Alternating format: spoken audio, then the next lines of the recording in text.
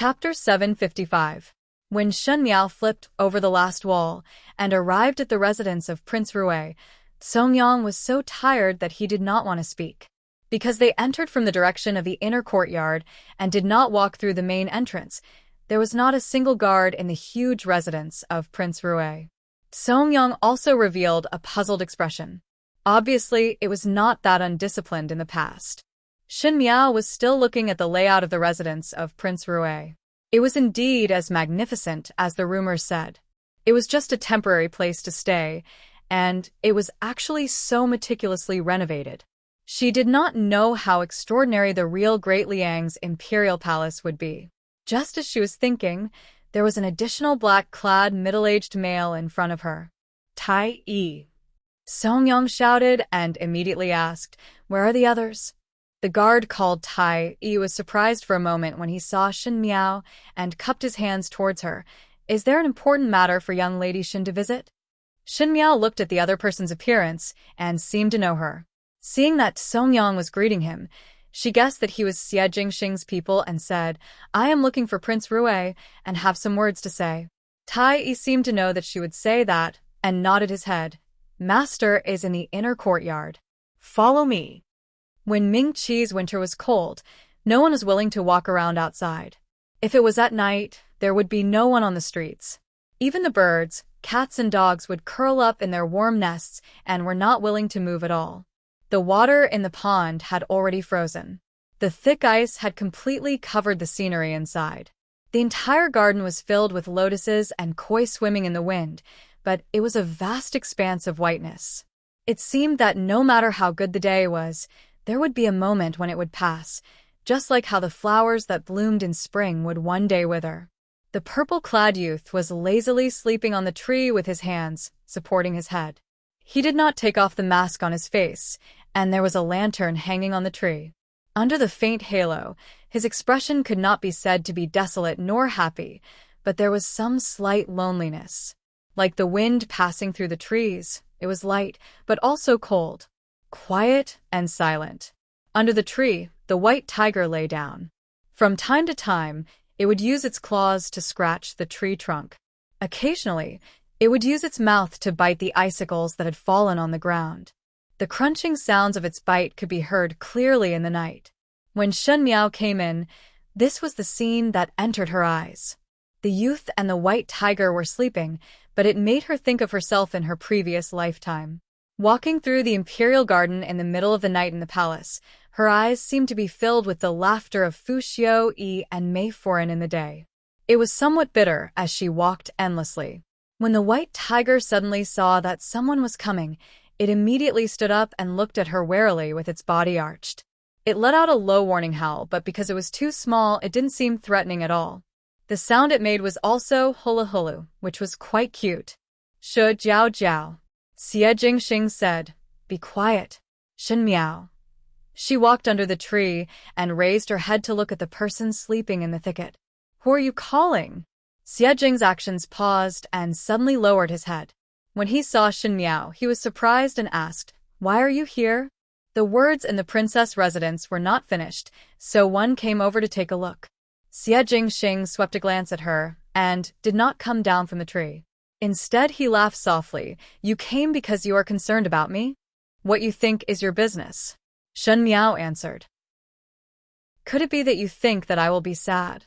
Xie Jingxing seemed to have heard a joke, and his expression became more interesting. "Really naive. It is best that there is none." Shen Miao did not care about his somewhat mocking words and spoke calmly. Xie Jingxing stared at the sky and lazily waved his hands. "You go back. I am fine." Chapter 756. Shen Miao did not go back. That white tiger on the ground seemed to have sensed that Shen Miao did not have any ill intentions, and moreover its master did not show any hostility, so it gradually relaxed its vigilance and snuggled up to Shen Miao's feet, making hulu-hoo sounds. Shen Miao quietly looked at the youth on the tree. After a long while, she asked, "Xie Jingxing, do you want to destroy Ming Qi?" The air quietened down in a moment, and there seemed to be a small, lingering light that leaked out from the lantern. The dim light and the branches covered the youth's expression, and even if one could see it, One could not see his expression clearly with the mask. One could only see a corner of the gorgeous purple robe hanging down, and the golden embroidered pattern was shining brightly under the light. Those silk threads crisscrossed, but vaguely outlined a picture of an auspicious beast. It seemed to be a dragon. The silence was frightening as he did not answer. The white tiger whimpered softly before turning and running back into the bushes. Shen Miao leaned against the tree and lightly said, "If at the end you only want to destroy Ming-Chi, then everyone in the middle can be chosen. Different paths do not work together. Some people are very good but are destined to not be on the same path. If one is not on the same path, then who cares what he does?" Xie Jingxing laughed, and his voice was heard from above. "Are you comforting me?" "No. "I am comforting myself," Shen Miao answered. She could understand Xie Jingxing, as she and Xie Jingxing were somewhat different.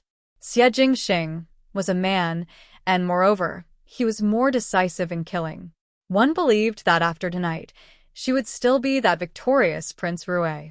Nothing would be difficult for him, and nothing would be able to stop his footsteps. He was like a lion and was an extremely powerful existence.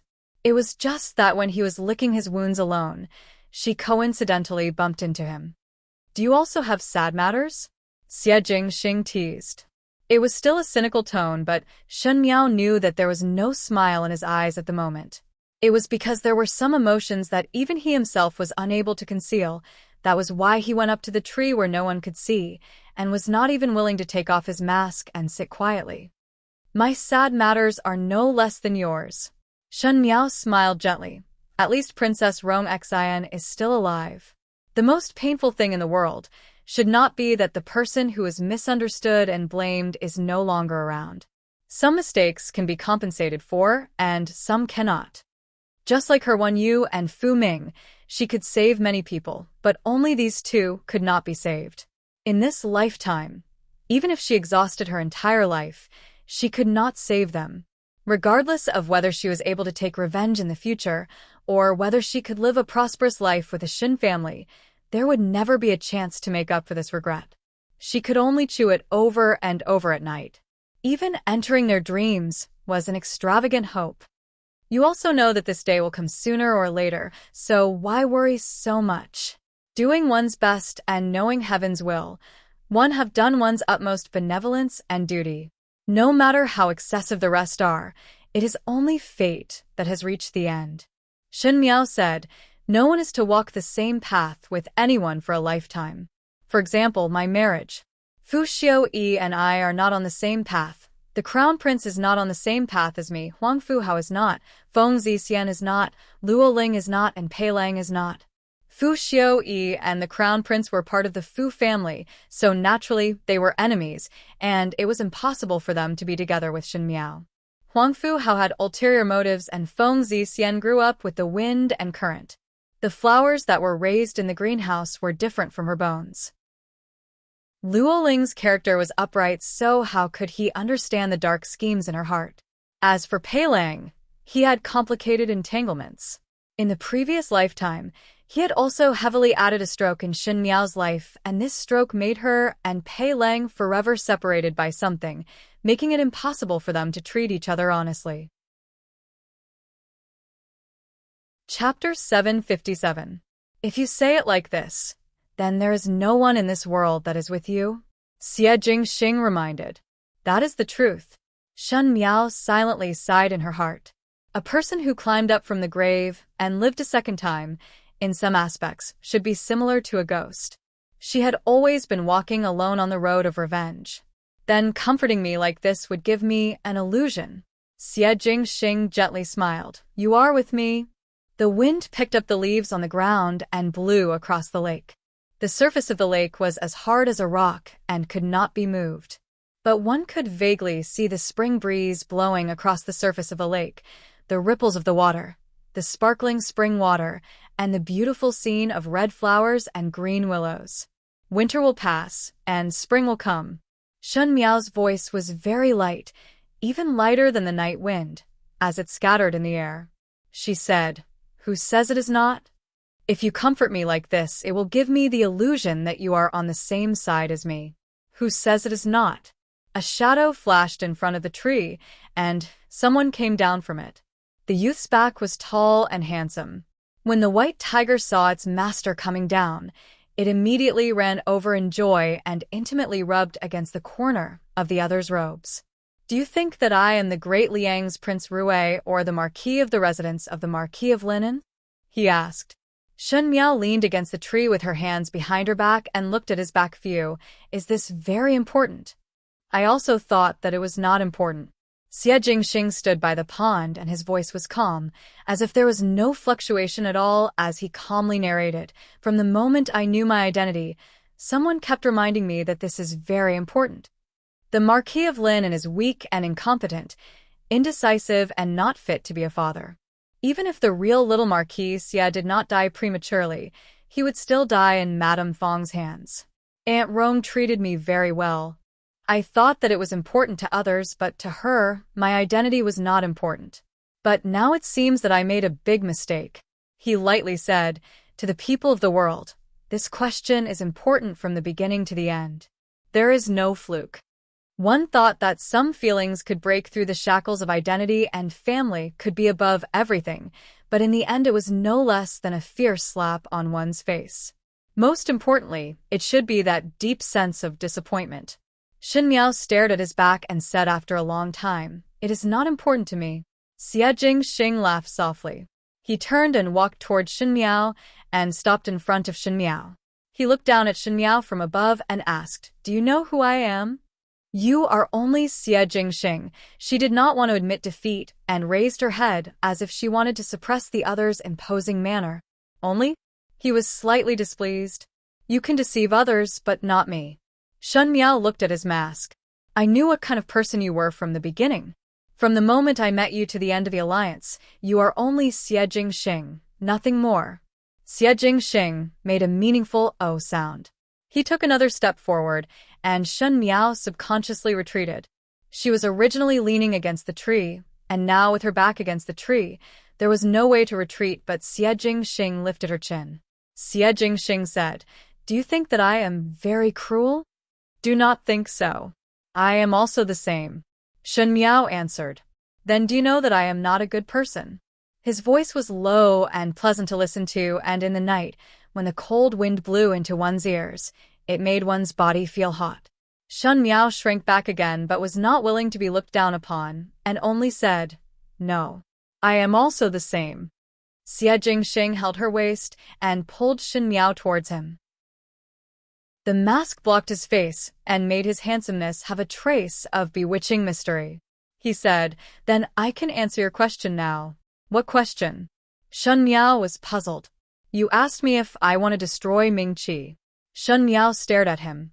That pair of beautiful eyes were full of bright lights that were so deep that one could be sucked in.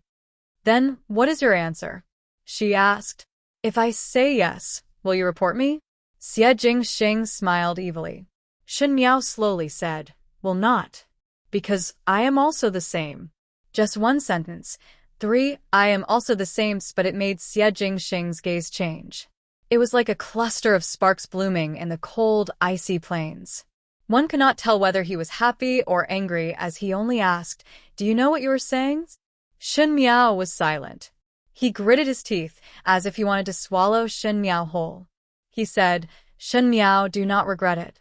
Once you board my boat, do not leave in this lifetime. He suddenly leaned over and kissed Shen Miao. Shen Miao subconsciously wanted to dodge, but Xie Jingxing grabbed her waist and pulled her into his embrace. His cold mask touched Shen Miao's face and imprisoned Shen Miao's hands as he roughly kissed her lips. Chapter 758. 175. His kiss was hot, but the silver mask was cold, as if it was carrying some kind of indescribable emotion that covered the sky and earth. The more Shen Miao struggled, the more firmly he imprisoned her. He locked her in his embrace and used a kind of vowed gesture to possess her lips. The flowers that bloomed in the winter, the butterflies that fluttered in the autumn, the ice spring in the summer and the snowflakes in the spring were all unable to describe the strangeness of this moment. There was the whistling sound of the wind beside her ears, but that beautiful youth's embrace was strong and the kiss was scorching hot, as if she was unable to escape even if she tried her entire life. When Xie Jingxing released Shen Miao almost went limp and was almost unable to breathe. In her previous life, she admired Fu Xiaoyi, but from the beginning to the end, she was hot-headed. On Fu Xiaoyi's wedding day, the bridal chamber was just a perfunctory gesture. She had never been so intimate with a male before. Feeling that she had lost her composure, Shen Miao flew into a rage out of humiliation and glared at Xie Jingxing as he supported her to prevent her from falling. But she did not know that she had just been kissed. Her pair of eyes were so moist that they were almost overflowing with water. Her face was flushed red, and her red lips were like flower petals, but it made one want to love her even more. Xie Jingxing moved his gaze away to hide it. Other than feeling embarrassed and angry, Shen Miao was also at a loss. In all fairness, she had more or less expected it to be like this. As for why she did not stop it or let it develop, it was because she followed her heart and made a subconscious reaction. Shen Miao did not want to delve into the reason. "Tell me about your marriage." Xie Jingxing resumed his cynical tone and said, "What are your plans now?" Shen Miao looked at him inexplicably. "What plans?" Xie Jingxing narrowed his eyes at her, and his tone was somewhat dangerous. "The crown prince, Luo Ling, Feng Zixian, Su Mingfeng, Pei Lang. Who do you want to marry?" Shen Miao frowned and pretended to think seriously. Xie Jingxing's eyes narrowed and said in an unfriendly tone, "You really want to marry someone else?" "Why can't I want to marry someone else? Kissed me, touched me, and dared to wear a green hat on me. Shen Miao, your courage is not small." Shen Miao smiled gently. "Could it be that you want me to marry you?" "You are finally smart for once," Xie Jingxing leisurely said. Shen Miao was surprised for a moment. It was not that she did not think about the relationship between her and Xie Jingxing. The two of them said that they were allies, but in the end, their relationship was even more ambiguous than that. When it comes to the matters between men and women, even if you haven't eaten pork, you've seen pigs run. Shen Miao was also aware of some things from the same heartbeats in those nights. But this did not mean that Xie Jingxing could marry her. Xie Jingxing was Prince Rui of the Great Liang, and she was the daughter of the Ming Qi's general. Not to mention if Ming Qi's side would agree. One feared that it would not be easy to explain to Emperor Yongle. Especially looking at the current situation, Xie Jingxing seemed to have a very high position in the Great Liang. The more power he grasped, it meant that Emperor Yongle valued Xie Jingxing more. A courtier who was valued by the emperor had many things that were beyond his control, including his own marriage. When Shen Miao was still distracted, she heard Xie Jingxing speaking again. "You do not need to worry about anything. Just obediently stay in the room to embroider the dowry and wait for me." "When did I agree to marry you?" Shen Miao asked. "Oh." Xie Jingxing pondered for a moment before his lips hooked up into a smile. He said, "I also do not mind cooking the uncooked rice tonight." Shen Miao looked at him vigilantly, but Xie Jingxing smiled and said, "You look like you are looking forward to it." Shen Miao decided that she could not continue talking to Xie Jingxing like this anymore. This person was bad to the bones and could not even speak properly with 3 sentences of teasing. She said, "I have a solution for the crown prince's matter." Chapter 759. Xie Jingxing raised his eyebrows. "You already have a countermeasure?" "I suddenly thought of it." Shen Miao emphasized, "Need your help." "Need my help?" Xie Jingxing smiled gently and whispered as he looked at her, "Your husband will help you." Shen Miao. When Shen Miao returned to the Shin mansion from the residence of Prince Rui, it was almost dawn. When they returned, it was naturally Xie Jingxing who brought her back. When he knew that Shen Miao came over by climbing over the wall, Xie Jingxing's smile almost made Shen Miao angry. But after this night, many things quietly changed. Shen Miao had a strange feeling when she was discussing with Xie Jingxing about the countermeasure to the crown prince's marriage. She had always been alone on the path of revenge. Now that there was an inexplicable strong enough reliance behind her, it made her feel at ease. especially that this reliance was rather smart as he was able to see the loopholes in the countermeasure that she proposed and was able to propose improvements. Shen Miao felt that their partnership was very compatible. Unknowingly, the words that Xie Jingxing said that night floated in Shen Miao's mind. To let her embroider the dowry obediently. Xie Jingxing was a person who looked indifferent on certain matters, but Princess Rong Xian's words were right. He knew what he wanted and what he did not want from the start. Shen Miao was also not clear how much of Xie Jingxing's words were true. But on the matter of Shen Miao's marriage, Xie Jingxing displayed an absolute strength and overbearingness that made others have no room to refute. Shen Miao sighed. The road ahead was long and the muddy waters of Mingqi had not been cleared, thus it was too extravagant to mention about feelings. If Xie Jingxing really had that ability and dared to marry the daughter of another country's general, then there was nothing that she would not dare to marry. Because Shen Miao reached out and touched her heart. One did not know if there would be another person in this world who could make her heart beat again. Her lips were tingling as if there was still a residual heat that made her lower her head. Undeniable duplicity and unsuppressible heartbeat. The young man was handsome and beautiful. He was decisive, wise, and calm in killing. It was difficult to not be tempted. In the residence of Prince Ding, it was brightly lit that night. When Fu Xiaoyi found out that the marriage between Shen Miao and the crown prince was suppressed, it was because of Prince Rui's unintentional words. That night, all the advisors were called to the residence of Prince Ding to discuss the matter from beginning to end. I had previously guessed that the relationship between Shen Miao and Prince Rui was not that simple. Now testing it on the crown prince, indeed the horse's feet were exposed. Fu Xiaoyi sneered. Once Shen Miao makes a move, Prince Rui would not be able to sit still. Pei Lang stood below with his head lowered and did not say a word. These days, Fu Xiaoyi had changed his previous regard for him and no longer asked for his opinion on many matters. The contrast was too big and naturally fell into the eyes of the other advisors. They thought that Pei Lang had offended Fu Xiaoyi and were rejoicing in his misfortune. But Pei Lang knew that for such an intelligent person like Fu Xiaoyi to inexplicably give him the cold shoulder, he must have found some clues. Perhaps his relationship with Shen Miao had already been detected by Fu Xiaoyi. Although he was burning with anxiety, Pei Lang could not show it at all. Fu Xiaoyi had not shed all pretense of cordiality, so he must have his own intentions. Perhaps it was only a suspicion that had not been confirmed. To put up a show, one must complete it and not give up halfway. Pei Lang was deeply aware of this logic, and the reaction he showed was that of an ordinary advisor who was given the cold shoulder. What is Gentleman Pei's opinion?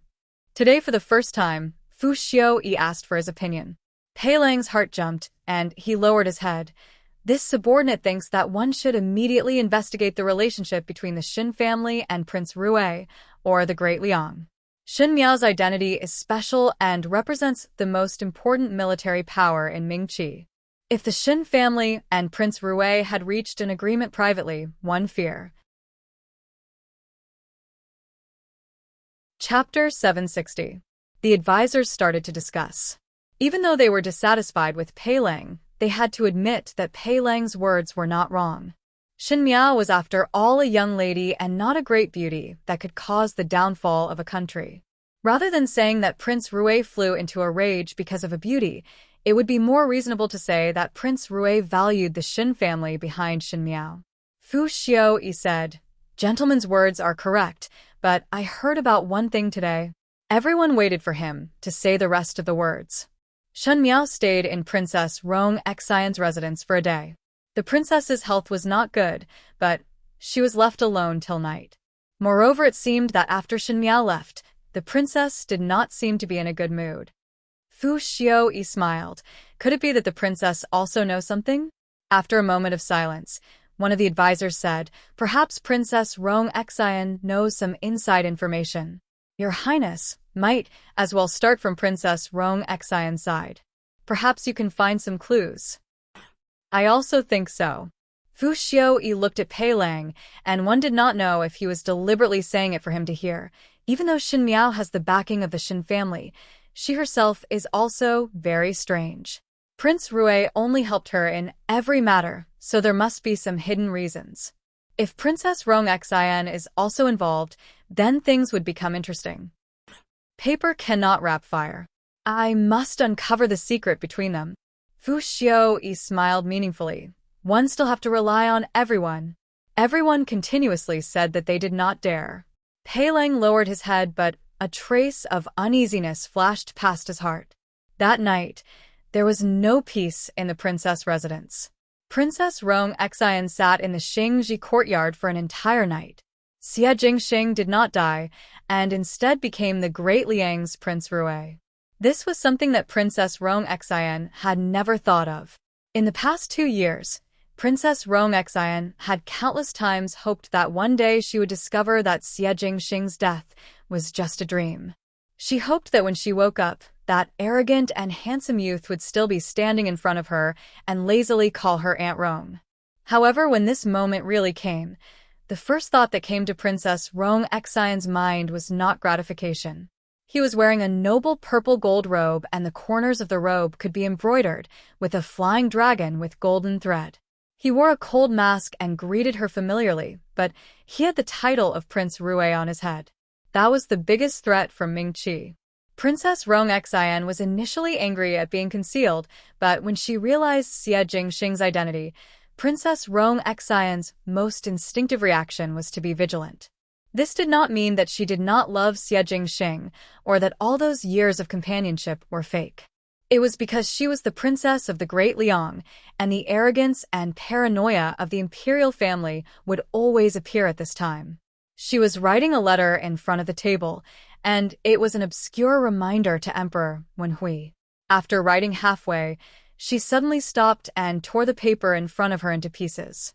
The entanglement and complexity in her heart could not be expressed in words, but she was not willing to see Xie Jingxing again because she was afraid that she did not dare to face him.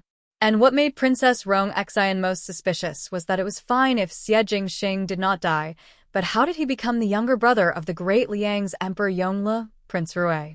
The title of Prince Rui was obviously not something that could be casually used by others. Was Xie Jingxing originally a Great Liang's person, or was he bought by the Great Liang's people by chance? If it was the former, then it was pardonable, but if it was the latter, then Xie Jingxing was a living traitor to the country. Xie Ding and Xie Jingxing were not close, so it was not possible to ask Xie Ding. Shen Miao must know something, but Shen Miao would definitely not say it. Xie Jingxing was also protecting her, thus it was not easy for Princess Rong Xian to move. After thinking about it, Princess Rong Xian finally thought of a person. Chapter 761. She and Xie Jingxing had grown up together since childhood, and the relationship between the two families was not shallow and could be considered as Xie Jingxing's best friend in Ming-Chi. Because they grew up together, they were always together, so there was always time to see Xie Jingxing's different places. The heir of the Count of Pingnan, Su Mingfeng. Princess Rong Xian called a servant to bring the invitation over. The days were getting closer to the end of the year. The commoners were busy preparing for the new year, and the streets and alleys were bustling with activity every day. Life was always so smooth that ordinary people would not be able to think of what the high-ranking people were thinking about, just like how goshawks and sparrows saw the sky. They were destined to be different. Ever since Emperor Wenhui was shocked by Prince Rui's ambitious idle talk, he had more and more thoughts of forming an alliance with the Qin country. It was just that the real reason for Princess Ming En's case had not been ascertained. Until now there was still a line separating them. But as Emperor Wenhui showed more and more sincerity, Huang Fuhao's attitude also loosened. The Ming-Chi's government officials were at Huang Fuhao's disposal, and even the Supreme Court of Justice had to accept Huang Fuhao's questioning from time to time. No matter what the final result was, Emperor Wenhui had indeed given Huang Fuhao enough face. Until now, the cause of Princess Ming En's death was not found, and Huang Fuhao thought that it was not that Ming-Chi was deliberately covering it up. After all, he had personally seen the progress of the case. Perhaps Princess Ming En had offended an important person, otherwise how could there be no trace left at all? Not mentioning about Princess Ming En's matter, the words that Prince Rui said to Emperor when Hui finally reached Huangfu Hao's ears. If one were to say that Huangfu Hao represented the Qin country at the beginning and had the intention to form an alliance with the Ming Qi, but deliberately put on airs in an attempt to seek more benefits for himself, then when he heard Prince Rui's words, Huangfu Hao could not sit still. If Prince Rui represented the Great Liang and really wanted to take over the few cities that produced ores in the Ming Qi, then as Emperor when Hui was worried, the Great Liang's ambition was not just a few cities, but the Ding capital and even the entire Ming Qi, then the Ming Qi would be in danger. Without the lips, the teeth would be cold, and a single Qin country would not be a match for a large number of people, not to mention that after absorbing the Ming Qi's troops, weapons, and wealth to the Great Liang, it would be even more unstoppable. At that time when the Great Liang would come to clean up the Qin country would not be able to turn the situation around. The purpose of the alliance between the Qin country and Ming Qi was only to contain the Great Liang. Huangfu Hao passed the news back to the Qin country. Even though the Qin emperor was angry that he had lost a princess in Ming Qi, but a princess was insignificant compared to the entire Qin country. The Qin emperor only let Huangfu Hao temporarily suppress the matter of Princess Ming'an and must form an alliance with the Ming Qi. After Huangfu Hao received the news from the Qin country's emperor, he ran to the Ming Qi's palace more frequently these days. One had the intention to form an alliance, and the other was worried that he did not have any helpers. They hit it off, and on the surface they were happy and harmonious. Thus the relationship between Emperor Wen Hui and Huangfu Hao was much closer. Emperor Wen Hui had the intention to support the crown prince and previously wanted to marry Shen Miao to the crown prince, but who knew that he would suddenly peak at the Great Liang's ambition and did not dare to take action against the Shen family. Now that Huangfu Hao had come over, it was just right for Huangfu Hao to interact with the crown prince more and let Huangfu Hao owe the crown prince a favor. Everything in this world was naturally linked in countless ways. Relationships that usually seem to have nothing to do with each other were intertwined with each other through all sorts of intertwining and weaving. Intelligent people were good at finding places that they could use in these relationships, but if an ordinary person was not careful, they would be lost in all sorts of intertwining. In the residence of the Minister of Land, Shen Dongling was drinking tea. Good quality yi grew on the dangerous peaks of the southern country, and a small pinch was worth a few hundred taels of silver. Her posture while sipping tea was graceful and cozy. She was wearing a cotton jacket embroidered with Jiangnan embroidery. She was also very pretty and delicate. At first glance, one could tell that she was a charming young married woman who lived like a prince. Chapter 762. But who would have thought that not long ago, she was still an unknown Shu daughter in the Shun residence. She did not leave the courtyard all year round, and the servants did not recognize that she was a young lady of the Shin residence. Not to mention that when Renwan Yun was the head of the household, there was not a single sight of meat or oil in the meals for 10 days to half a month. The past and present were like the difference between clouds and mud. People walk towards higher places while water flows downwards. Even though this residence of the Minister of Land was not as powerful as other official families, it was considered to be overflowing with wealth. There had never been anyone who relied on the salary of the imperial court to live. Before marrying into the residence of the Minister of Land, Shen Dongling had always thought that the Wang family followed Prince Zhou, but after that she found out that the real master of the Wang family was the crown prince. As a Minister of Land, the family actually had such a rich family property. It was because the Wang family had some dealings with the salt smugglers, and the money naturally flowed into the residence of the crown prince. But even if the goose's feathers were plucked, the little bit of goose's feathers that were deducted was enough for the family to spend money in the Ding capital. There was no need to think too much, as one had to know that the salt smugglers were a profitable business with little capital. If one were to say that the matter of money was already Shen Dongling's surprise, then Wang Bai himself made Shen Dongling extremely satisfied. Wang Bai looked honest but was actually shrewd and could be considered as one of the great generals under the crown prince. In the beginning Shen Yu looked down on Wang Bai, but did not know that it was because she had eyes but could not see. Shen Dongling was born pretty and her temperament was even softer. The most important thing was that she would always give some suggestions on Wang Bai's matters. But she never interfered excessively and cautiously kept a distance. The more it was like this, the better Wang Bai treated her. To marry a wife, one must marry a virtuous one, especially when this wife was not only virtuous and intelligent, but also charming and considerate, which was even more valuable. Wang Bai had always been glad that Shen Dongling and Shen Yu exchanged marriage at that time. In the Minister of Land's family, Wang Bai was the only son, and Wang Bai was also very capable. Thus Wang Bai was the one in charge of the Wang family. Naturally, Shen Dongling became the matriarch of the Wang family. The servants all respected her, and if Ren Wanyun was still alive, she would be so angry that she would fall down. That Shu daughter that she regarded as an aunt was now living a more comfortable life than Ren Wanyun, and Wan Yinyong naturally rose with the tide and lived a wealthy life. It was the same today. Wang Bai returned from outside and handed the pastries in his hands to the servant girl. I passed by Guangfu Zhai and bought your favorite cloud cake on the way. Thank you, my husband. Shen Dongling poured tea for him with a smile. Her every move revealed a soft and boneless feeling. Most likely it was because she was the daughter of Wan Yinyang that she had some special amorous feelings in her bones. She smiled and said, My husband is very happy today. Did something good happen? Wang Bai didn't hide most of his matters from Shen Dongling because Shen Dongling wasn't a talkative person. She would occasionally share his worries. Now that Wang Bai and Shen Dongling had just gotten married, they were in a sweet relationship.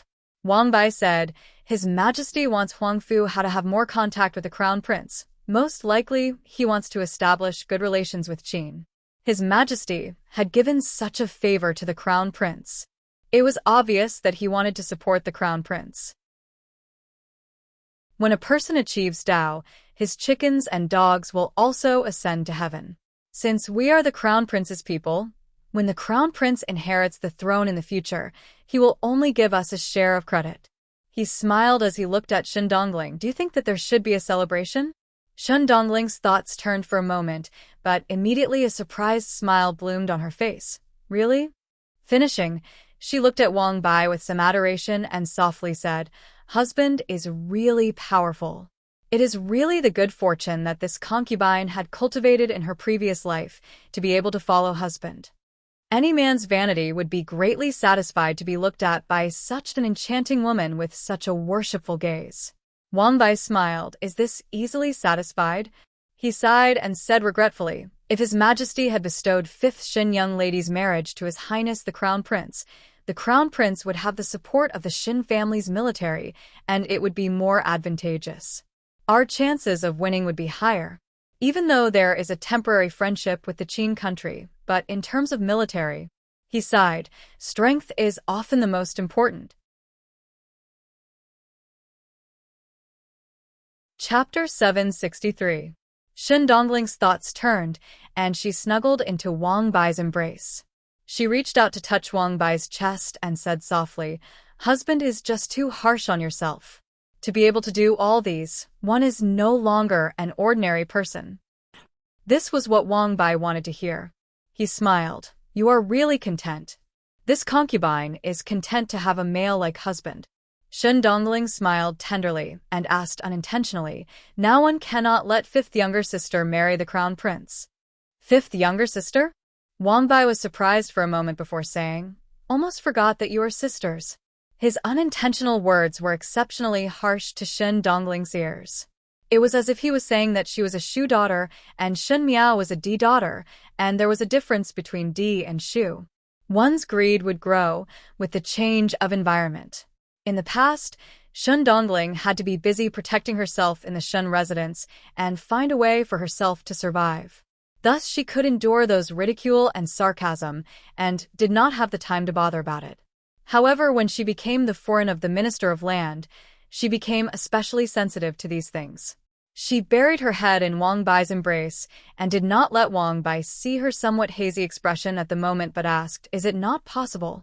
It is not that it is not possible. Wang Bai said, It is just that it is difficult to see the great Liang's ambitions and other matters will be delayed. One still needs Shen Xion's prestige. It is just that Shen Miao is not young anymore, and one heard that the Shen family does not wish for Shen Miao to marry into the residence of the crown prince. The key point of this matter is to complete it as soon as possible. If it is dragged on for too long, it would be hard to avoid changes. Shen Xian would find a marriage for Shen Miao, and there is a high possibility that Shen Miao would be married off. At that time, the crown prince's plans would fall through.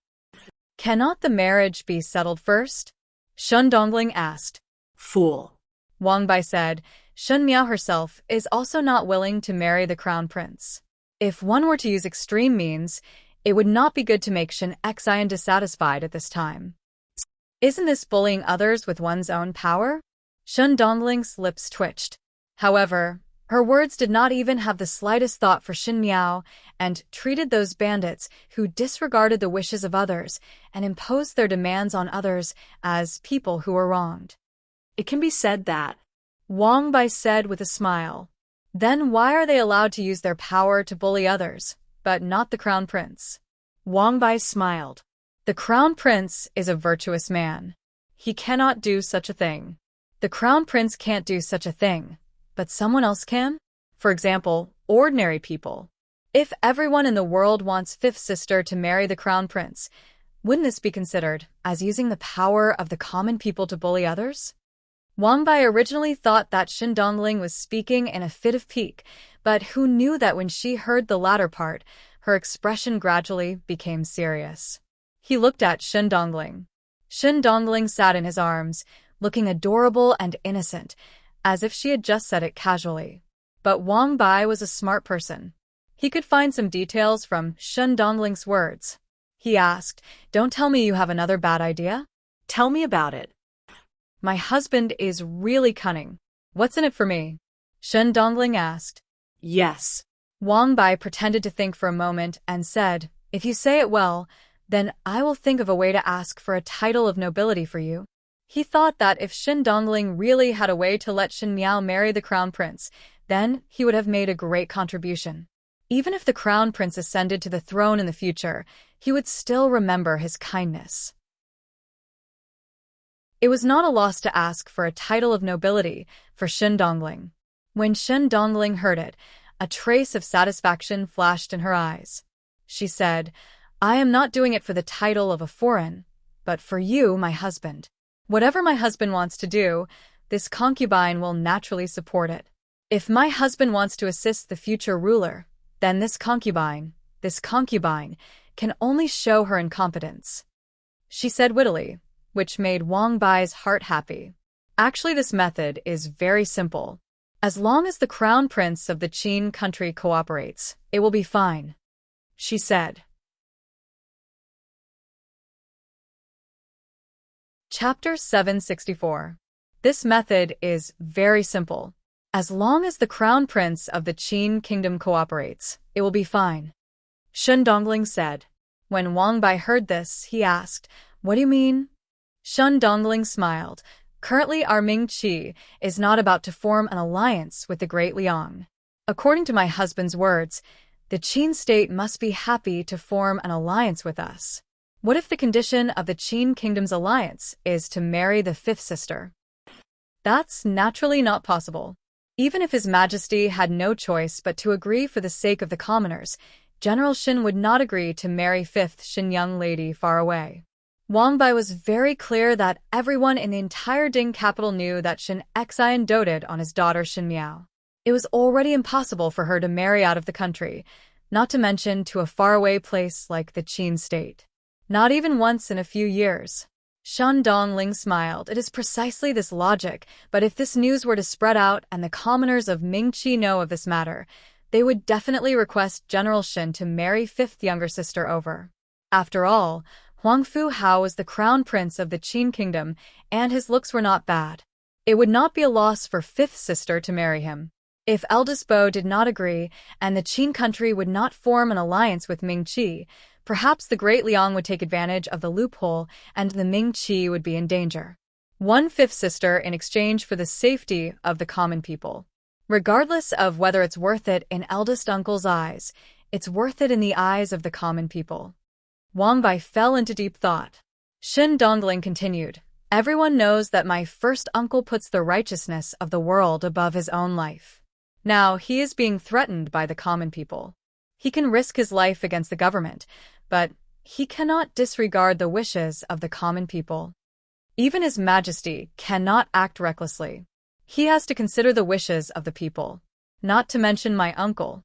On one hand, eldest uncle did not want the great Liang to have an opportunity to take advantage of. On the other hand, he would definitely not allow fifth younger sister to marry far away.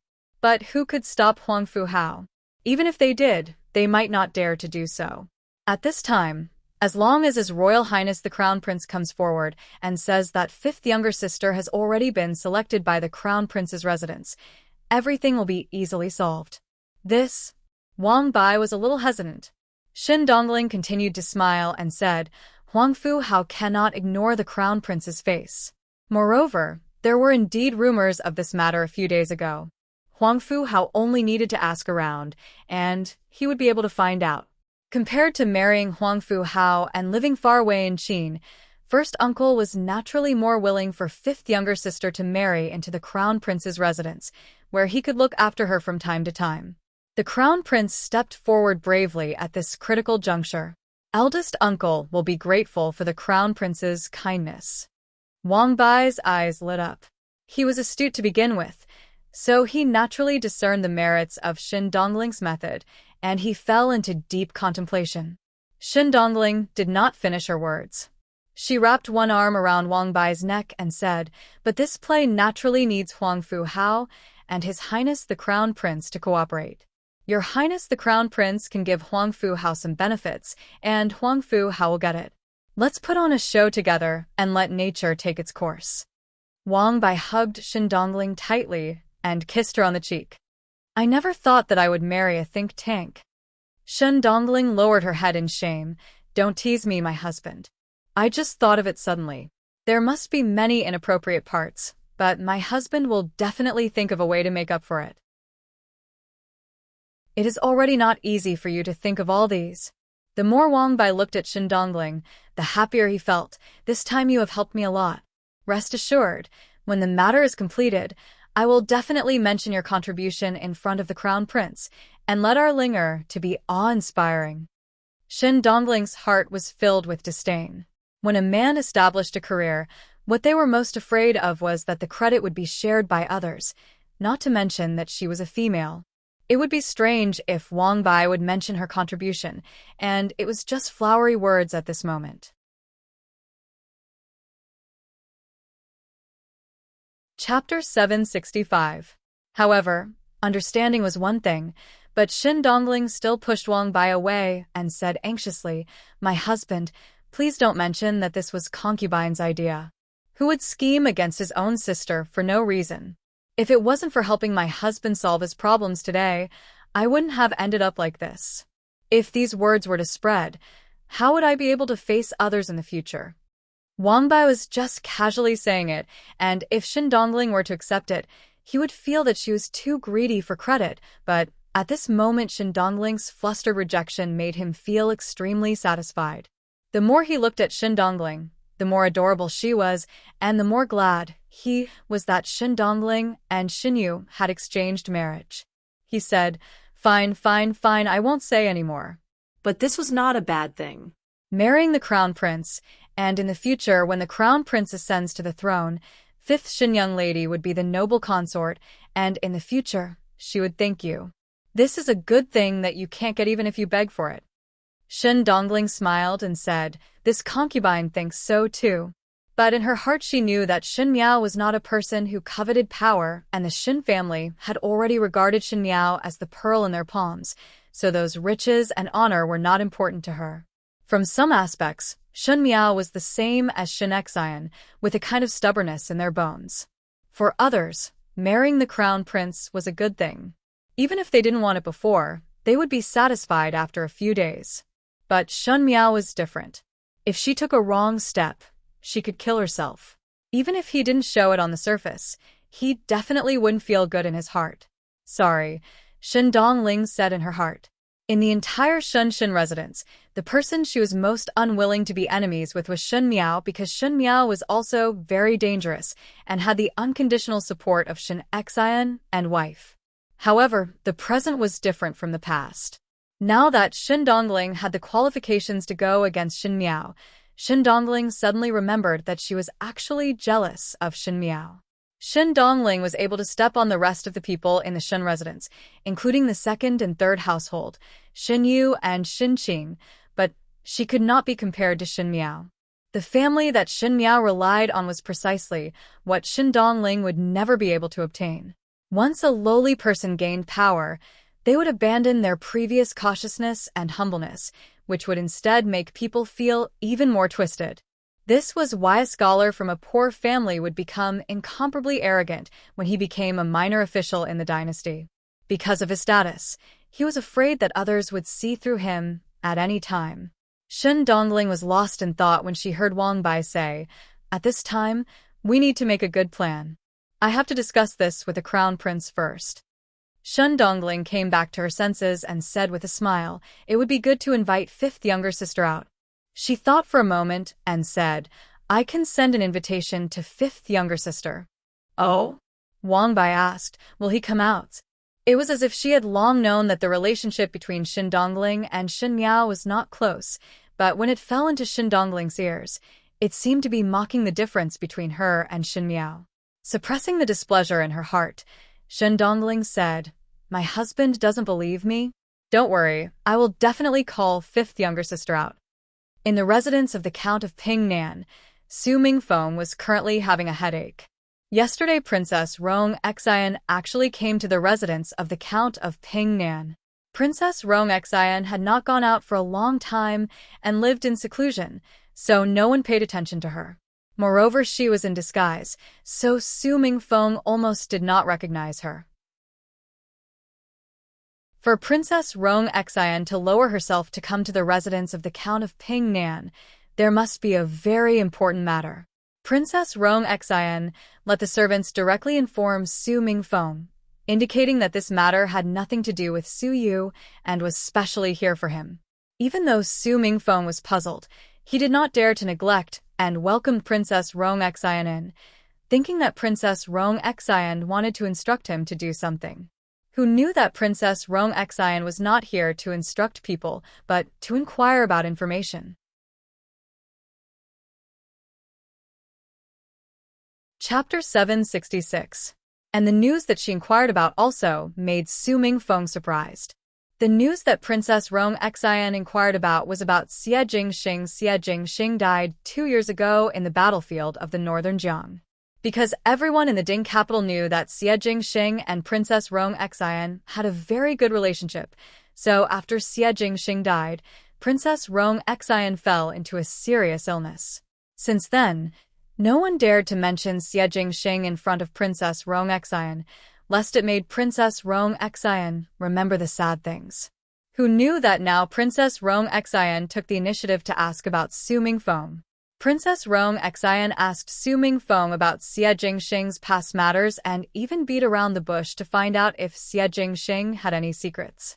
Finally, she asked about Xie Jingxing's corpse. Xie Jingxing was initially killed by the enemy's tens of thousands of arrows at the northern Jiang, and his head was hung on the city walls by the enemy's leader before being skinned and dried. At that time, the Xie family's army could not fake it under the watchful eyes of everyone. Afterwards, when they thought of ways to retrieve the corpse, it was already so tragic that it was shapeless, and it was not a complete corpse. At that time, when Xie Ding saw Xie Jingxing's corpse, he fainted, and Princess Rong Xian was afraid that she could not take it and did not dare to look. It was Su Mingfeng, his childhood playmate, who sent Xie Jingxing on his last journey. Now that Princess Rong Xian came to ask Su Mingfeng if he was sure that the corpse was Xie Jingxing.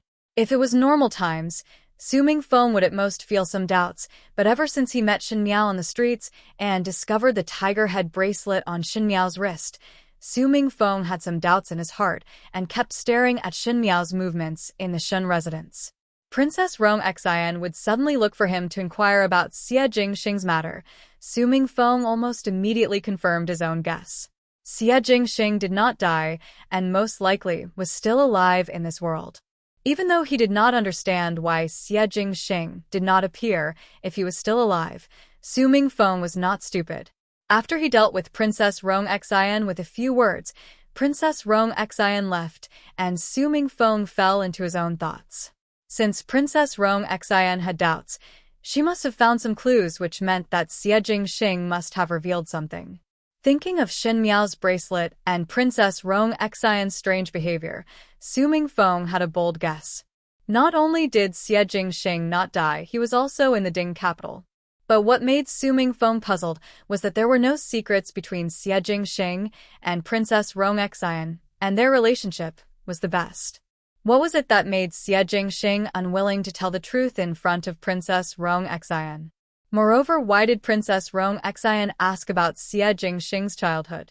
What was the connection? No matter what the reason was, Su Mingfeng felt that Xie Jingxing had his own reasons. The most important thing was to find Xie Jingxing's whereabouts.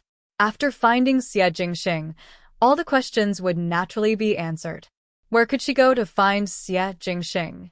One could say that the Ding capital was not big, but it was definitely not small. To find a person who was hiding in the vast sea of people, especially when that person was quite capable, it was definitely not an easy matter. Su Mingfeng intended to send people to keep an eye on Princess Rong Xian. Since Princess Rong Xian had already found some clues, the thing she grasped must be more than him. Whatever Princess Rong Xian investigated, he only needed to follow behind and take advantage of it. Su Mingfeng raised his hand to summon the servants. She whispered a few words into his ear. When Shen Miao received Shen Dongling's invitation, Xie Jingxing was drinking tea in her room. Ever since that night, Xie Jingxing had a justifiable reason to manage her matters. At first Shen Miao was not used to it, but later she got used to it. Anyway, Xie Jingxing's hands and eyes were everywhere, and even if she did not tell him, he would think of ways to find it himself. At the end it would still be the same ending. Xie Jingxing glanced at the invitation in her hands and said, "Shen Dongling?"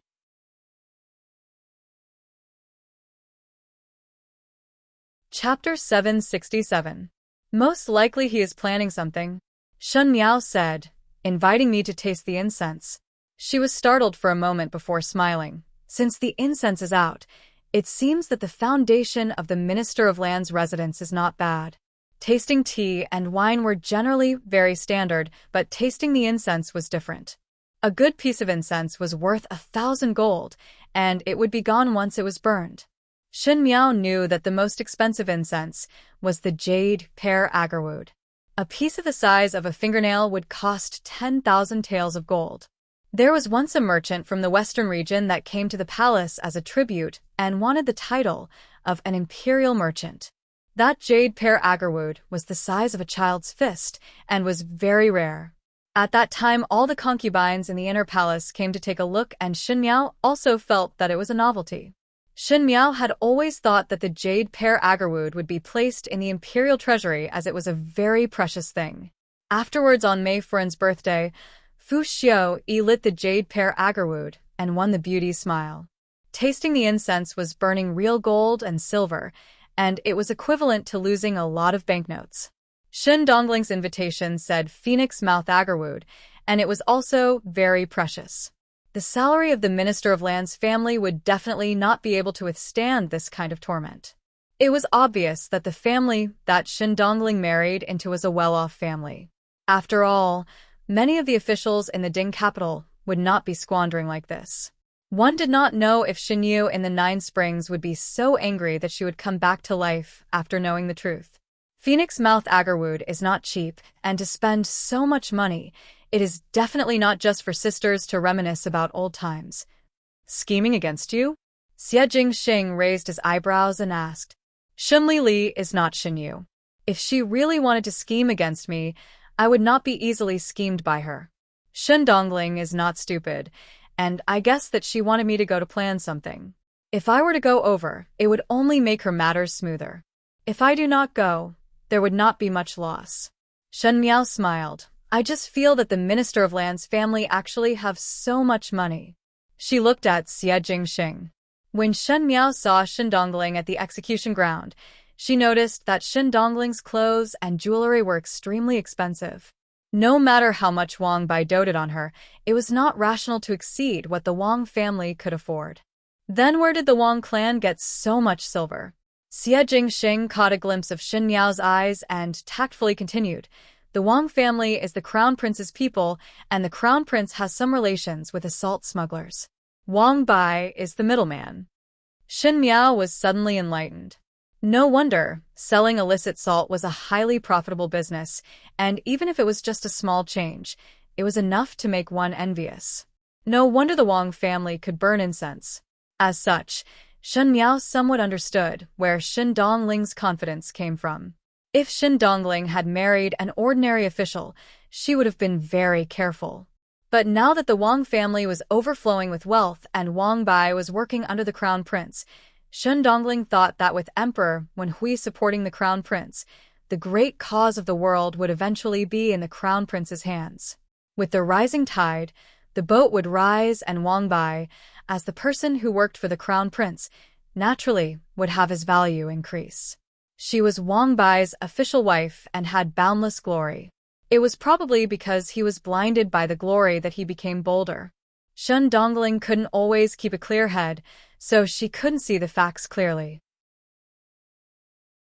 There were so many variables in the world, so who could guarantee that the crown prince would inherit the throne? Taking 10,000 steps back, even if the crown prince inherited the throne, who could guarantee that Wang Bai would be able to sit back and relax under the crown prince and rise up step by step? There were many cases of the cunning hare being cooked after it was done, and the most ruthless was the imperial family. Wang Bai is the crown prince's people. Shen Miao pondered. Shen Dongling's sudden action must be related to Wang Bai, which means it is related to the crown prince. Shen Miao looked at Xie Jingxing. My relationship with the crown prince. She wants to make an issue out of my marriage?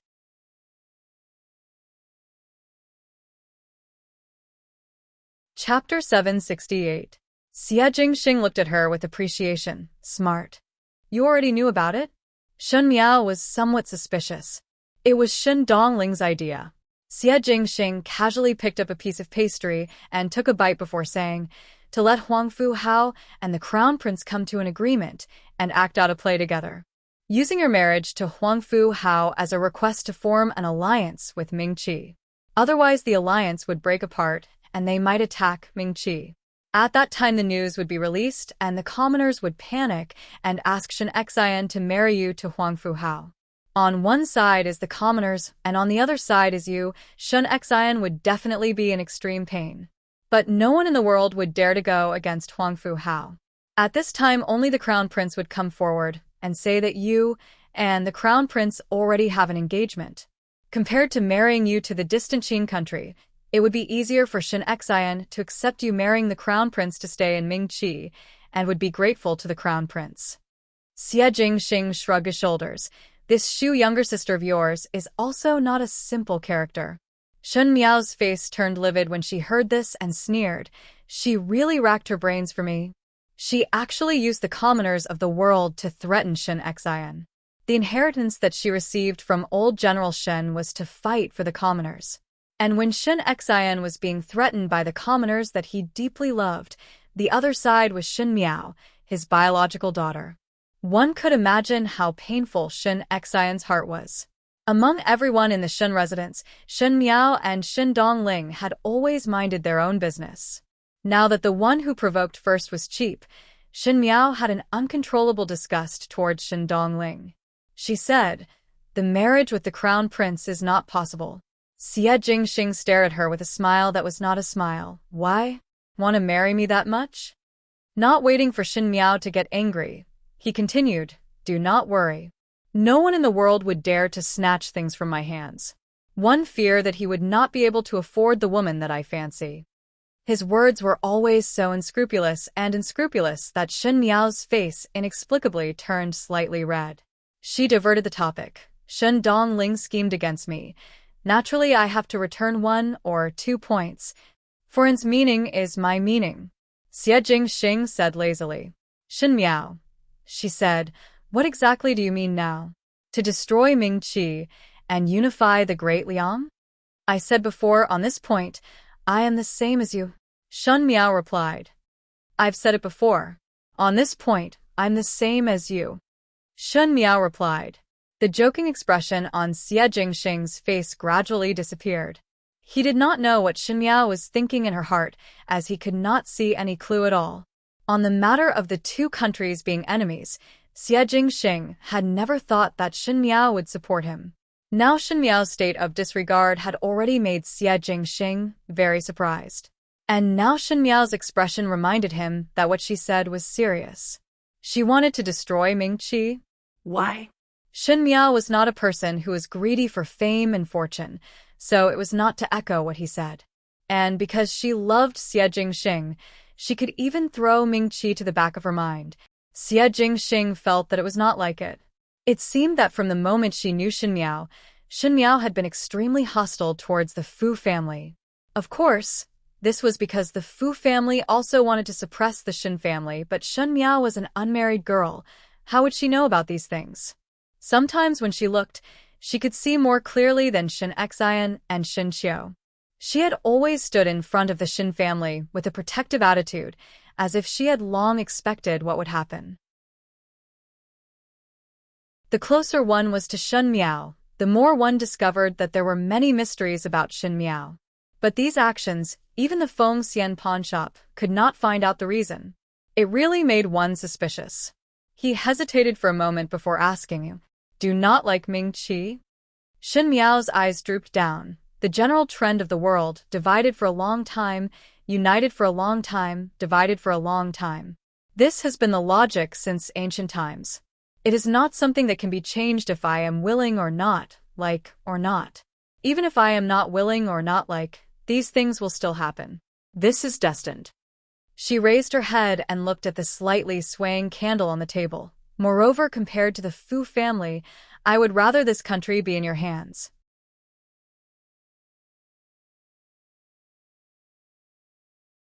Chapter 769. Xie Jingxing was surprised for a moment. When two countries are at war, it has nothing to do with the common people. These few years, Ming-Chi's luck is already at its end. The taxes are heavy and there are continuous natural disasters, making the common people's lives difficult. The officialdom is dark and the officials are corrupt. The emperor is even more muddle-headed. Towards the aristocratic families that had made great contributions, he was wary of schemes and could not wait to kill them. In comparison, the common people of Great Liang are living and working in peace and all industries are flourishing. Shen Miao said, I know that Emperor Yongle is a wise ruler. At the beginning when he attacked other small countries, there were people of other small countries that opened the city gates to welcome him. Isn't it because of this reason? Xie Jingxing looked deeply at Shen Miao, and there was an indescribable feeling in his heart. Everyone said that females were the most short-sighted and short-sighted, only able to see the front and not the bigger picture. Little did they know that it was just that they had not encountered it before. Xie Jingxing had seen the most broad-sighted and knowledgeable female was his imperial sister-in-law, Emperor Yongli's wife, Empress Xianda. But Empress Xianda was from a historian's family and had a strong memory and was also the ruler of the 6 palaces. Shen Miao was only 16 years old, and the furthest place she had been to was the Shao Chun city. 2 years ago, she was even called a love-struck idiot. But Shen Miao's words about the current situation could not be compared to most of Emperor Yongli's aides. She did not see herself as a person of a certain country, but stood at the height of history and calmly followed the law, just like following the changes of the 4 seasons. There were not many people in the world who could see so clearly, but this person was sitting in front of him. Xie Jingxing suddenly felt somewhat fortunate. He was the one who discovered this female, and Shen Miao was willing to say these words to him. Shen Miao did not know what Xie Jingxing was thinking in his heart. She only heard Fu Xiuyi's evaluation of Emperor Yongle, saying that Emperor Yongle was an outstanding person throughout the ages and a wise ruler of a generation. The initial territory of Great Liang was not as vast as today, especially after the death of the late emperor of Great Liang. There was a period of turmoil in the country, and other countries took the opportunity to invade. Afterwards, when the current Emperor Yongle ascended the throne, he slowly began to recover the territory, and not only that, he also started to annex the surrounding small countries. Emperor Yongle was a very charismatic person and followed the hearts of the people. Some of the small countries' people even hoped that Emperor Yongle would annex them to improve their difficult lives. And Emperor Yongle did it. At that time, Shen Miao was very surprised by this matter, and Fu Xiu, he was also very fearful of Emperor Yongle. Afterwards, when Fu Ming was studying, he also read about this and discussed it with Shen Miao in high spirits. Thus, Shen Miao had a deep memory of this matter. Xie Jingxing paused for a moment and said unhappily, "Why do you remember his matters so clearly?" "Shen Miao," she said, "of course, I'm not that great. I'm just trying to protect myself. If the Fu family was in charge, the Shen family would be destroyed sooner or later. If the monarch was heartless, the officials naturally had no need to uphold morality and justice. Isn't that right? Then how do you know that Emperor Yongle would not be the second emperor when Hui and would not take action against the Shen family?" Xie Jingxing asked. One heard that Emperor Yongle has a general surnamed Li by his side, and his experience was similar to the Shen family, but the Li family was treated with courtesy by Emperor Yongle. The Shen family's military strength is not as good as that General Li, so there is no need to worry.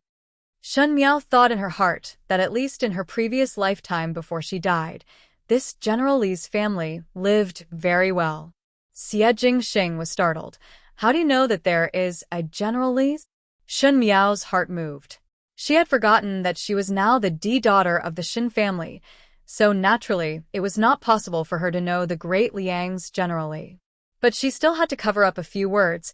This General Li is very famous, so it is not strange that Ming Qi knows of him. Very famous? Xie Jingxing frowned.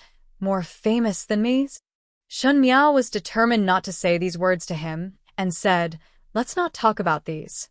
Since one must deal with Ming Qi at the end, naturally one cannot let the Qin country and Ming Qi form an alliance. If it is so, it would be somewhat troublesome for the great Liang to deal with. You staying in my Ding capital and not leaving, is it not to break up their alliance?" Xie Jingxing smiled gently, "Following one's husband when one marries. You are very thoughtful for me." Shen Miao ignored the parts of his words that should not be heard and said, "There is a good way to break up their alliance. Just see if you can do it or not." Xie Jingxing's lips hooked up. "Tell me about it." "Killing, stealing, framing, and slandering." She smiled gently and dignified. "It is best that there is no evidence when dead."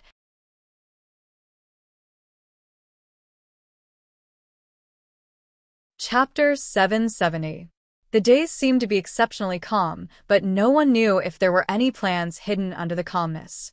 Everyone in the residence of Prince Ding was in danger these few days, especially the few advisors that Fu Xiu valued, and they were very careful when they did things. It was because a few days ago Pei Lang, whom Fu Xiu valued the most, was arrested and locked up in the private prison. Everyone was not clear about the specific reason, but there were some servants who were in the know that it was because Pei Lang was a spy sent by Fu Xiu's opponent. Before this, no one could deny Pei Lang's talent. Even though the guests were jealous that Fu Xiu valued him highly, but Pei Lang had indeed solved a lot of problems for Fu Xiu in these 2 years. Fu Xiu said that he would capture him. Not to mention whether this matter was true or not, but the night before he was captured, Pei Lang and Fu Xiu were playing chess and drinking tea together, looking like a ruler and official in harmony. If Fu Xiu suddenly knew of the clues, he would definitely investigate if it was true or not. Otherwise, he would wrongly accuse a good person and damage a confidant for no reason. But Fu Xiu was so decisive that it could only mean that he had long suspected Pei Lang. To be able to be this intimate even after having doubts, this Prince Ding was not a simple person.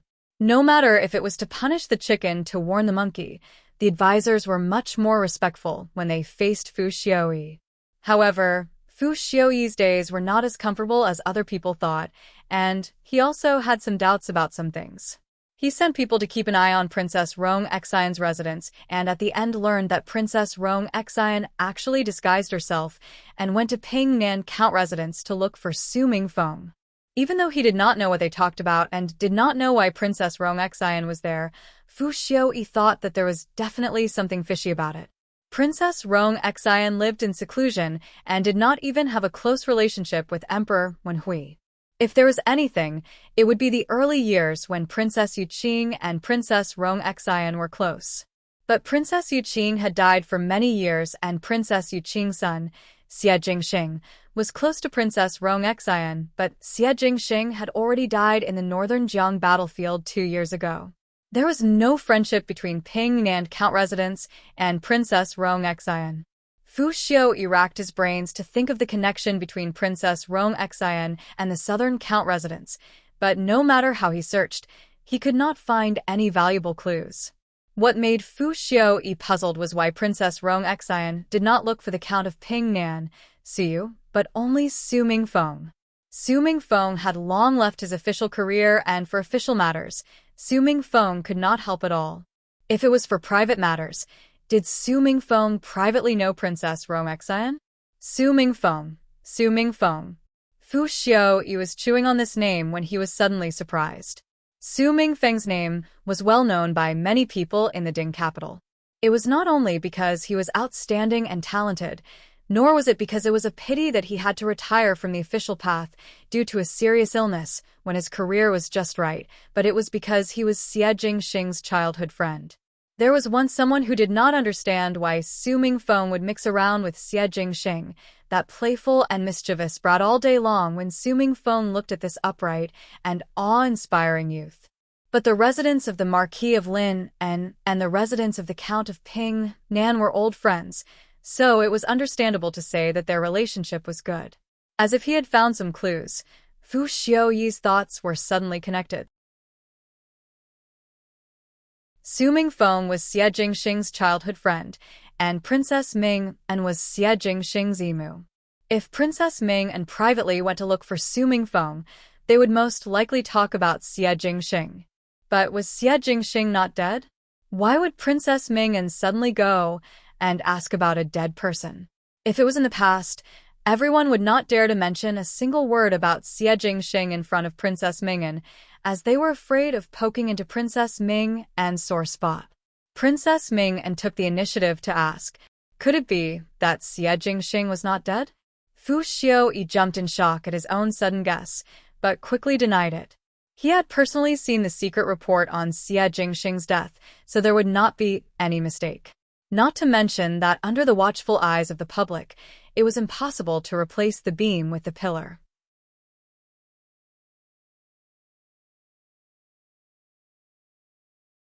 Chapter 771. But it was obvious that it was to follow Princess Ming and to investigate Prince Rui's matter, so why would it suddenly go to Su Mingfeng's head and even involve the dead Xie Jingxing? If that was the case, things would become complicated, but it was also more interesting. Fu Xiaoyi stood up and thought for a moment before instructing the person beside him, go to the dungeon. There was a dungeon in the residence of Prince Ding, and it was built in the ancestral hall in the courtyard. The imperial family's ancestral hall was not here, and the reason why it was built in the residence was to pray to Buddha. There was a benevolent-looking Guanyin statue on the wall, and when one opened that painting, one would see a small, smiling Buddha. After twisting the wooden fish at the feet of the smiling Buddha, the stone door would suddenly open, and one would enter the dungeon of Prince Ding's residence after walking along the stone door. The people locked up in this dungeon were either spies or people under Prince Ding who had committed a big mistake. Normal death was not enough to punish them, and there were all kinds of torture that one would be filled with the smell of blood upon entering. Thin, leather-like things were hung on the stone walls. Upon closer inspection, they were actually people who had died. They had been skinned and hung here to dry. They still had the look of extreme agony on their faces before they died. Just a glance at them was enough to make one shudder. Outside was the ancestral hall for praying, but inside was such a demonic business. Under Guanyin's eyelids, this place was like the 18th level of hell, and was even more terrifying than the 18th level of hell. Fu Xiaoyi leisurely walked in and looked at the human skins on both sides, with eyes full of appreciation. The subordinate beside him led the way, and only stopped when they reached the last cell. The person locked up in the cell was hung upside down on the beam, and his entire body was drenched in blood. His robes were dyed bright red, and one could hardly see the original color. Because he was hung upside down, there would be drops of blood dripping onto the ground from time to time, forming a small blood stain. Fu Xiaoyi quietly looked at that person, and that person seemed to have fainted. He gave a look to the person beside him, and immediately someone brought a bucket of chilly water and poured it on the person in the cell. That person quivered, and his entire body could not help but tremble, as if he was in so much pain that he could not speak and was suffering great pain. Fu Xiaoyi smiled and went forward. Is teacher used to it? The chilly water stung the wound, but it also washed away the bloodstains on the prisoner's face, revealing a proud face. It was Pei Lang. Pei Lang smiled and replied with a trembling voice, "Thanks to your highness, I'm doing well. I've long known that Mr. isn't an ordinary person, but I didn't expect that not only are you talented, but your integrity is also worthy of my respect.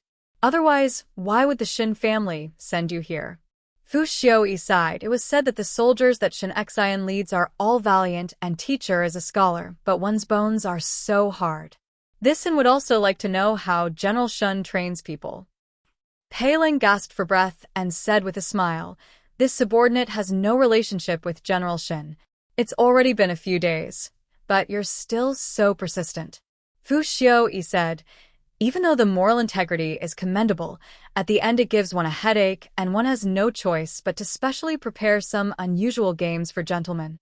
Pei Lang only smiled and said nothing. Fu Xiaoyi looked at him and spoke in a very gentle tone, as if there was some nostalgia. "Actually, this prince and you, master and servant, can be considered to have a good friendship. Your talent is like the rain, and this and also appreciates it. This prince is soft-hearted and is willing to give you a chance. After atoning for your crimes, it will be as if nothing happened in the past. This prince will still be the same as you in the past. This prince will address you as teacher, and you are this prince's most capable think tank." He got closer to Pei Lang and almost coaxed, "As long as you tell this prince what secret the Shin family has and what is the purpose of you being sent to this inn. How about 2 sentences in exchange for a chance?"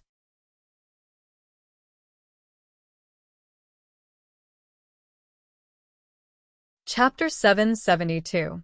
Pei Lang coughed twice and coughed out a few piles of red blood before smiling with difficulty. "Many thanks for your highness' great kindness, but this official has no relation with the Shin family and is unable to answer your highness' question. Most likely even the heavens do not give this official this opportunity. It is such a pity." Fu Xiaoyi looked at him expressionlessly and laughed lightly after a long while. He dusted his hands and brushed away the blood that splashed on his body and said, "Mister's bones are hard. This prince admires it very much and is also very curious to see how long Mister's bones can last." He waved his hand at the people around him. "These things are not good enough for Mister. We can't use them. Let's exchange them for something better." He took a step back and was about to leave when he suddenly thought of something and said, "Even if teacher does not say, this prince can find out the Shin family's secret. But this prince would also like to ask Mister. One heard that the Shin family values friendship and righteousness, and Mister is willing to sacrifice your life. One do not know if General Shen will send someone to rescue Mister out of the fire pit?" He left with his guards. After Fu Xiaoyi left, Pei Lang fiercely spat out a large mouthful of blood. This prince, who looked gentle and scheming, actually had such a vicious and ruthless side. It was just that Fu Xiaoyi's last sentence that made him smile bitterly. It was not false that the Shun family valued friendship and righteousness, but the person that he was handling things for was Shun Miao. Shun Miao valued friendship and righteousness, but that was only to the Shun family. Other than her relatives and friends, others were not important in Shun Miao's eyes. As for whether or not Fu Xiaoyi would come to save him, Pei Lang felt that it should not be the case. Not to mention, if Shun Miao had the ability to fish people out from the residence of Prince He Ding, it was the most secretive dungeon. At the beginning, when Xin Miao wanted him to be a hidden chess piece by Fu Xiuyi's side, she should have expected that there would be such a day. Xin Miao had long known that once Fu Xiuyi found out, Pei Lang's ending would be extremely miserable, but she still did it. Rationally, he knew that Xin Miao would not come to save him, but Pei Lang's heart actually had a trace of faint expectation. He also could not tell what kind of feeling he had toward Xin Miao. Initially, when Xin Miao used Lu Ying to threaten him, Pei Lang's heart was somewhat disgusted as he hated the feeling of being threatened and not being able to control himself. But later, he did not know why, but he really treated himself as Xin Miao's person. He would worry for Xin Miao and do his best to be a good chess piece. Pei Lang himself was unable to understand his own way of doing things. He thought that he probably owed Xin Miao something in his previous life, so that he would follow her around in this life, and almost changed his life. The guard responsible for torturing him came again. Pei Lang put aside the thought in his mind, and began a new round of torture. What he did not know was that in Prince Rui's residence, Huolong and Nightingale were sitting on a tree eating melon seeds. Nightingale asked, "Boss Ji and Master Gao haven't come out yet. How long are they going to guard the tower prison?" Huolong spat out a melon seed shell and said, "I reckon that Master has completely forgotten about this matter. Master had been running around outside these past few days. How could he have the time to care about other people? I heard that the Great Liang Palace has sent another letter to urge you. Mistress probably wants to finish these matters and return to the palace as soon as possible." "That's right, but Boss Ji has been staying in the tower prison." "What about the news from the Feng Xian pawn shop? Won't it delay things?" Huolong rolled her eyes at Nightingale. "The Feng Xian pawn shop earns money, and naturally the MOU army will report the information to Master. Moreover, Boss Ji's own concerns are all inexplicable matters, so how would there be any proper matters? Worry for nothing." When Nightingale heard this, she felt that her companion's words were reasonable and said, "That is also true. Why bother so much?" There were some things in the world that were a freak combination of factors. Sometimes a small change would cause the entire trajectory of the matter to change. In the study of the Feng Xian pawnshop's Linjiang Immortal Tower, there was a thick stack of letters at the corner of the desk. Most likely no one tidied it up as it was covered with a layer of dust. And at the bottom of the stack was a letter with 3 words written on the envelope.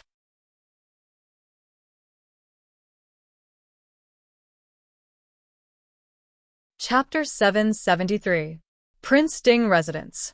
Because of this, the residence of Prince Ding would occasionally have some movements, not to mention the residence of the Crown Prince. Emperor Wenhui had the intention to return the favor to the Crown Prince and let the Crown Prince build a good relationship with Huang Fu Hao. Thus Huang Fu Hao could come to the Crown Prince's residence openly, and there was no need to sneak in without being discovered. But it was not something that Emperor Wenhui could manage about coming to the Crown Prince residence to discuss with him. The Crown Prince poured some wine for Huang Fu Hao and smiled. "What does brother Huang Fu think of my words just now?" Huang Fu Hao smiled, neither agreeing nor disagreeing, and said, "Your plan is really good. Ben Gong will be the bad guy, and you'll get a good reputation, and you'll even get a beautiful woman." The Crown Prince was not angry and followed up with a smile. "A gentleman has the beauty of helping others succeed. If it is possible, Ben Gong would be happy to see 5th Shenyang lady become your Qin country's Crown Prince consort. But everyone knows that this is impossible." The Qin Emperor did not have the heart to marry another country's official's daughter to his Crown Prince. The title of the Crown Princess not only represented a woman, but also represented the power of this woman's family. It would be best if she could help the Crown Prince. As a Ming Qi person, Xin Miao was unable to help Huang Fu Hao. Needless to say, Shen Xian was also reluctant to let his daughter marry to the Qin country. Huang Fu Hao shook his head. "What's the rush? This Empress didn't say that I'm going to steal someone else's love." But he looked towards the Crown Prince. Ben Gong is not one who likes to do good deeds all day long, moreover to use one's reputation to do good deeds. If General Shen later bear a grudge against Ben Gong, it would be difficult for Ben Gong to handle. When the Crown Prince heard this, he laughed. This Huangfu Hao was a smart person and quickly understood the benefits. Reputation was something that did not have any use in Mingqi. Moreover, for Xin Miao to marry over, it was not a matter of doing many evil deeds. With just one sentence, Emperor Wen Hui and the Crown Prince would owe Huangfu Hao a favor, so why not? Of course, Emperor Wen Hui did not know how to exchange the favor that was owed. This matter was the Crown Prince's idea, and one could see how important this marriage was in the Crown Prince's heart. Brother Huangfu, do you have any difficulties? The Crown Prince asked with a smile. It's not a big deal. It's just that I've embarrassed myself. Huangfu Hao sighed and pretended to be worried. Although I am the Crown Prince of Qin, even commoners have their own problems, not to mention this prince. Imperial father treats Ben Gong very well, but Ben Gong's brothers are troublesome. If there is a day when Ben Gong and my brothers have a dispute, he looked at the Crown Prince meaningfully. At that time, please lend Ben Gong a hand. The Crown Prince was stunned for a moment before he cursed Huangfu Hao for being so cunning. Fighting for the throne was common in every country, especially in countries with many princes. But what Huangfu Hao meant was that if one day there was internal strife in the Qin kingdom and Huangfu Hao fought for the throne, the Crown Prince must help him. How would the Crown Prince of Mingqi help the Crown Prince of the Qin country to fight for the throne? So, he could only borrow troops. Huangfu Hao really had a good plan. Huangfu Hao saw his hesitation and laughed. What are you hesitating for? Isn't what this consort is doing for you now the same thing? The Crown Prince quivered and looked at Huangfu Hao without saying anything.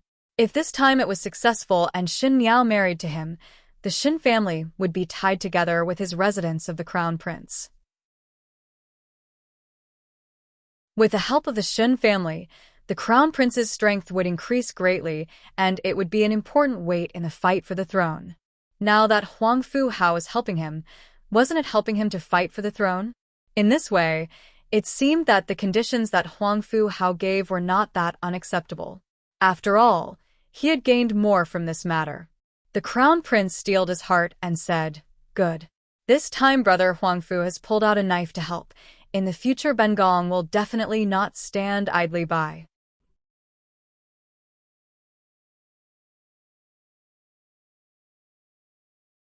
Chapter 774.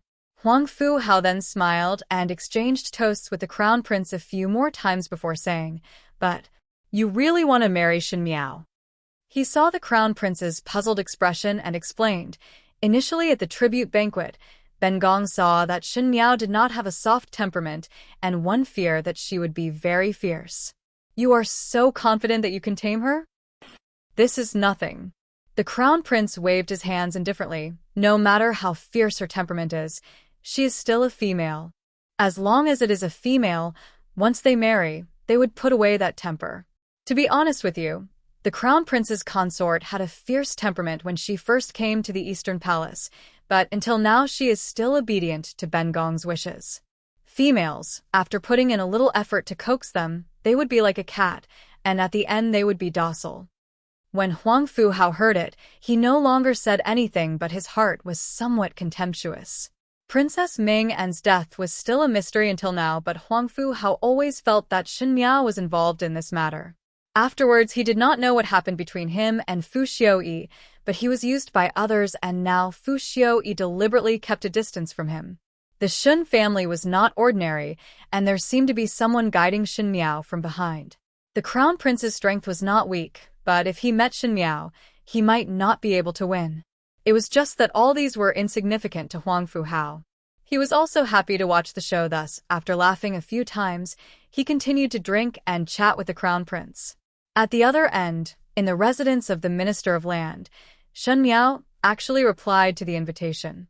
She only said that Shen Dongling invited her over to taste the incense, and Shen Miao agreed, but she still needed to bring along Luo Jia's Biao young lady, Luo Tan. Wang Bai was very happy to see Shen Miao's reply and said to Shen Dongling, "Did not say that both of you sisters do not have any interactions. Did not think that she would actually agree." Shen Dongling was also somewhat surprised, but her mouth was smiling. It seems that she is thinking about not meeting for a long time. After all, there are only the two of us sisters left in the residence.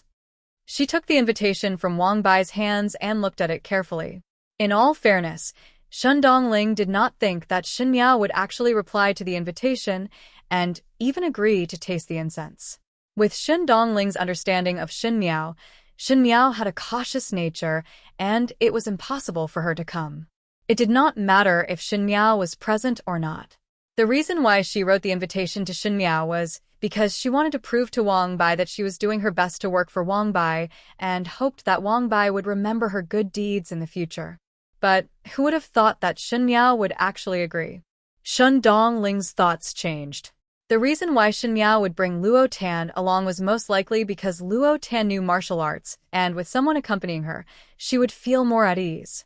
Moreover, Shen Miao would definitely bring a lot of guards with her to ensure her safety.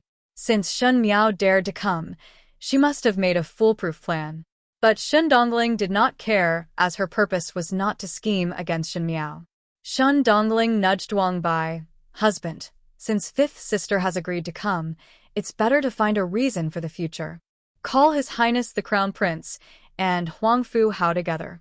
In the future, it can be said that Huang Fu Hao looked at fifth younger sister's dignified beauty during the incense tasting and fell in love with her.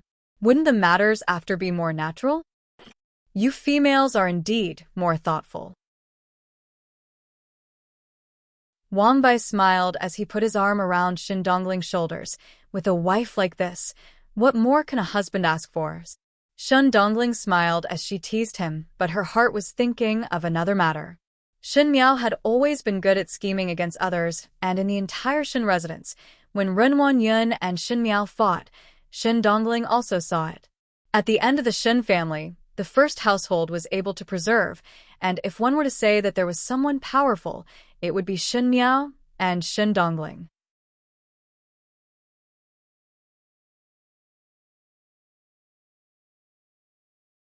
Chapter 775. Shen Dongling also wanted to see who was more powerful between her and Shen Miao. To include Shen Miao in one's own plans was much more interesting than scheming against Shen Yu. Shen Miao, who was being schemed by Shen Dongling, was currently holding her chin and playing chess with Xie Jingxing in the room.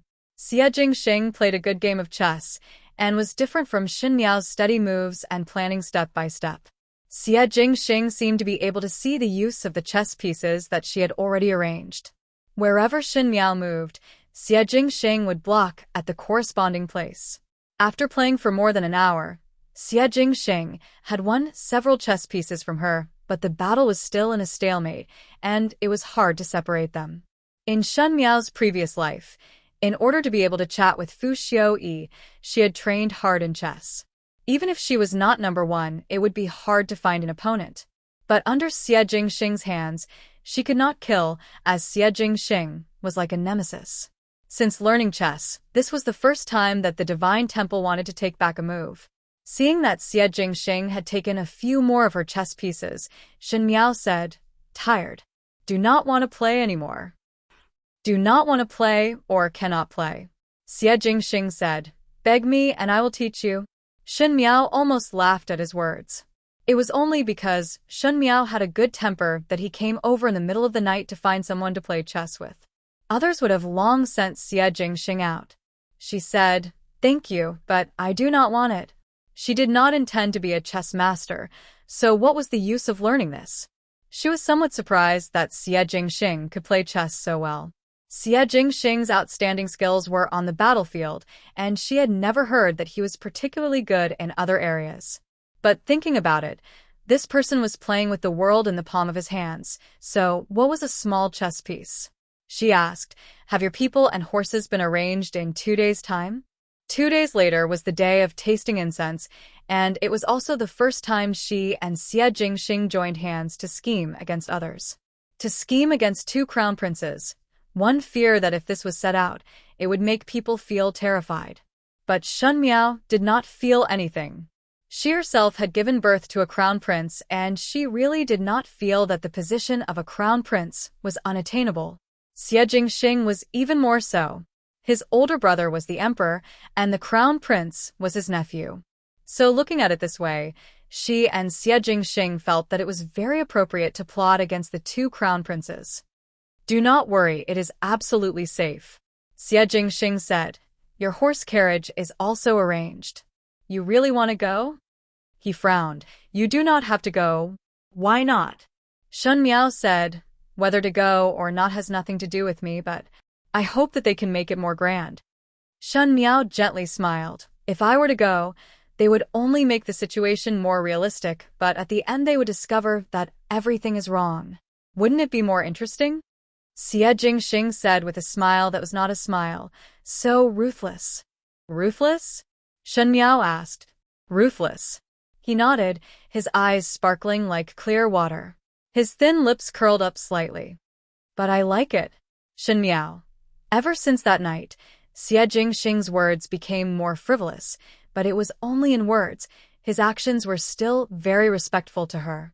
Shun Miao was not used to suddenly having someone squeeze into her life, but she had to admit that with Xie Jingxing around, many things became much easier. It seemed that the things that she had to put in a lot of effort to do could be easily solved by Xie Jingxing. But if one continued to rely on him like this, it would make one feel uneasy. Shun Miao had not learned how to trust a person, or rather, trust a man.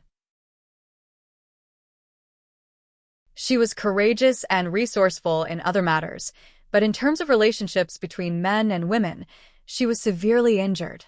So, even if she were to do it again, she would still be as clumsy as a child.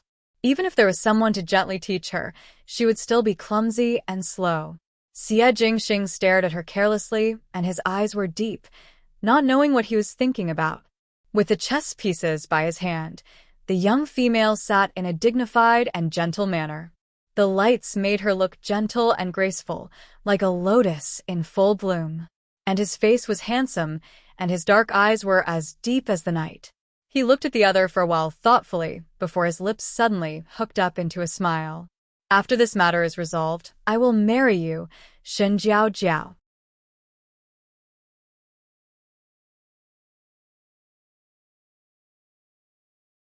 Chapter 776. 2 days later. Shen Miao woke up early and Luo Tan had long dressed up. Luo Tan had a lively temperament and was unable to sit still in the residence. Ever since that incident, Shen Qiu and Luo Ling reduced the number of times Shen Miao and Luo Tan, the two young ladies, went out.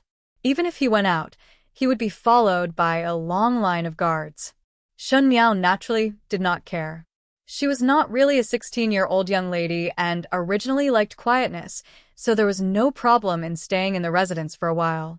It was Luo Ling, who was not used to this. As long as he heard that he could go out of the residence to play, no matter what the reason was, he would always be in high spirits. Shen Qiu and Luo Ling exhorted a few words before letting Shen Miao bring Ah Qi and Mo Qing along. Ah Qi and Mo Qing were the guards with the best martial arts in the entire Shen residence, but now they had become Shen Miao's personal guards. Shen Qiu said, "There's no need to aggrieve yourself. If there's anything you're not willing to do, you can just leave. There's no need to worry." In the beginning, when Shen Qiu knew that Shen Miao was going to Shen Dongling's appointment, he was actually against it. He did not know why, but Shen Qiu did not have any good impression of Shen Dongling. Even though Shen Dongling's performance was not as obvious as Shen Qing's and Shen Yu's, and previously in the Shen residence, she lived in harmony with the first household, but Shen Qiu did not know why, but he always felt that Shen Dongling was not a good person. Such a big matter happened to the second household of the Shen family, but only Shen Dongling and Wan Yinyang were safe and sound, and there was also the matter of Shen Yu and Shen Dongling exchanging marriage. Even though he did not understand the specific reason, Shen Qiu felt that it was related to Shen Dongling. Perhaps it was because people who had been on the battlefield would have an instinct to seek advantages and avoid disadvantages. Shen Qiu was not willing to have more relations with Shen Dongling and naturally did not want Shen Miao and Shen Dongling to be too close. For a person like Shen Dongling, if she had any other thoughts towards Shen Miao and used Shen Miao to achieve her own selfish desires, that would not be good. Shen Miao smiled. I know. There is still Biao older sister accompanying me. Nothing will happen. Luo Tan grinned and said, that's right. If cousin Qiu is really worried, you can come with us. Shen Qiu shook his head. I still have matters to attend to at the military headquarters. Besides, I'm just a boar. Why would I go there to taste the incense? It'll choke my nose. Just like how the civil officials looked down on the vulgarity of the generals also couldn't understand the actions of the civil officials. Shin Xiu did not understand what was so good about this incense, not to mention that there would be people who would spend a few hundred taels of silver for 1 or 2 sticks of incense, which was really surprising. Luo Tan said, "Do not worry, older brother Qiu. I will take good care of youngest Biao sister." Shin Xiu scolded her with a stern face. "With your mediocre martial arts? I don't know who it was that almost lost their life last time, and even troubled imperial physician Gao to treat them for more than a month." Luo Tan was most afraid of people mentioning this matter, so she quickly stuck out her tongue and looked at Luo Ling for help. Luo Ling smiled gently. "No matter what, one must always be careful. After tasting the incense, come back earlier as the sky darkens early, and it is not safe at a young lady's home." When he was speaking, his eyes were staring at Shin Miao with concern. Previously, when the news that the crown prince had the intention to marry Shin Miao into the household was spread, Luo Shuiyan was busy arranging the marriage, and the first to speak was Luo Ling. There was nothing to say about Luo Ling's character and family background, and they were all from the same family, so Luo Shuiyan was most optimistic about Luo Ling. Afterwards, because of Prince Rui's words, the marriage was suppressed, and the matter of Luo Shuiyan finding a good person for Shin Miao was not as urgent as before. But Luo Ling had already expressed his feelings to Luo Shuiyan and Shin Xian, thus some matters were especially obvious. This kind of unconcealed affection, even if Shin Miao was in charge of the 6 palaces and was used to seeing facts, she was unable to turn a blind eye to it and could only slightly avoid it, save it. Many thanks to older brother Ling's concern. Luo Tan urged to leave and only said, "All right, it is better to set off quickly. It would not be good if one were to be late on the road."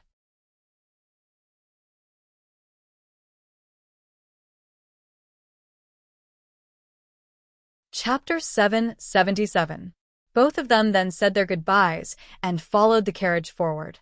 In the carriage, Luo Tan said, "Biao, youngest sister, what exactly are you thinking?" Shin Miao turned her head to look at her and said inexplicably, "What is thinking?" "About your marriage." Luo Tan had an appearance of being very worried for her. Even if the crown prince's side is temporarily resting, there will be a day where you will have to marry. Previously, I heard Gumu say that this year your marriage must be settled, otherwise one would not be the crown prince. Your conditions are so good that it would inevitably attract others to covet. Shin Miao did not speak. The position of the Shin family in Mingqi was indeed very subtle. If used well, it would be a sharp sword, but if used badly, it would bring disaster.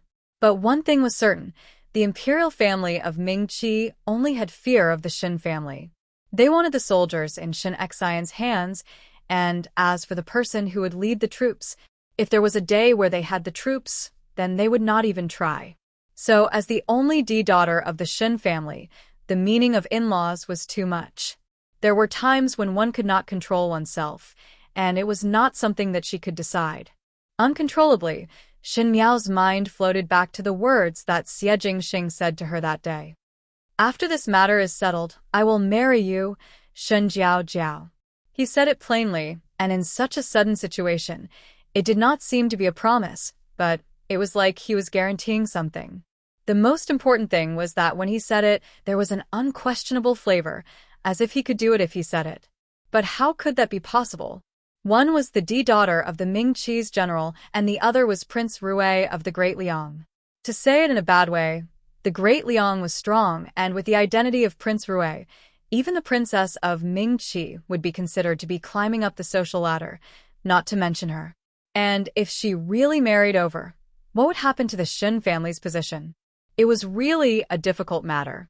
Shin Miao's eyes were deep in thought when she was suddenly pushed by Luo Tan. She recovered to her senses and heard Luo Tan saying, "What are you thinking about so hard that you did not even answer my question?" Shin Miao asked, "What did you ask me?"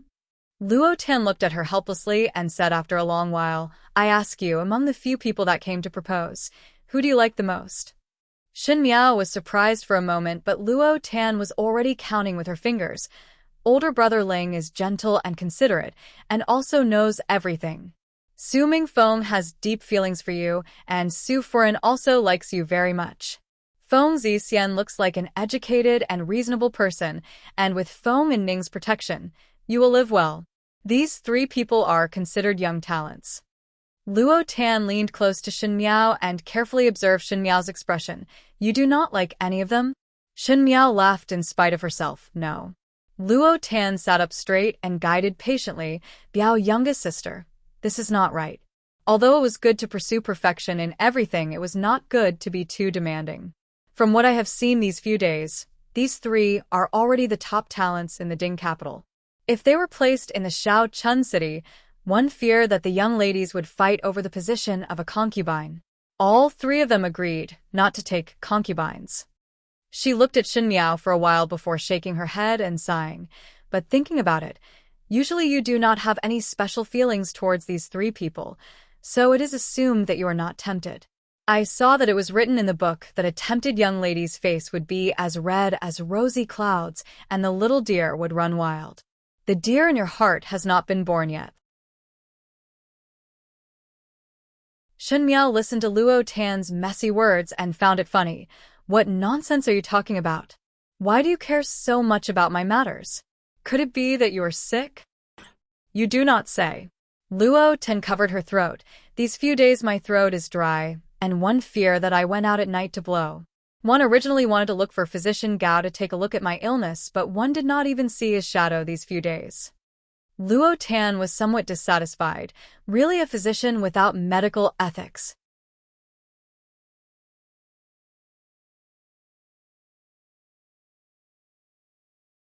Chapter 778.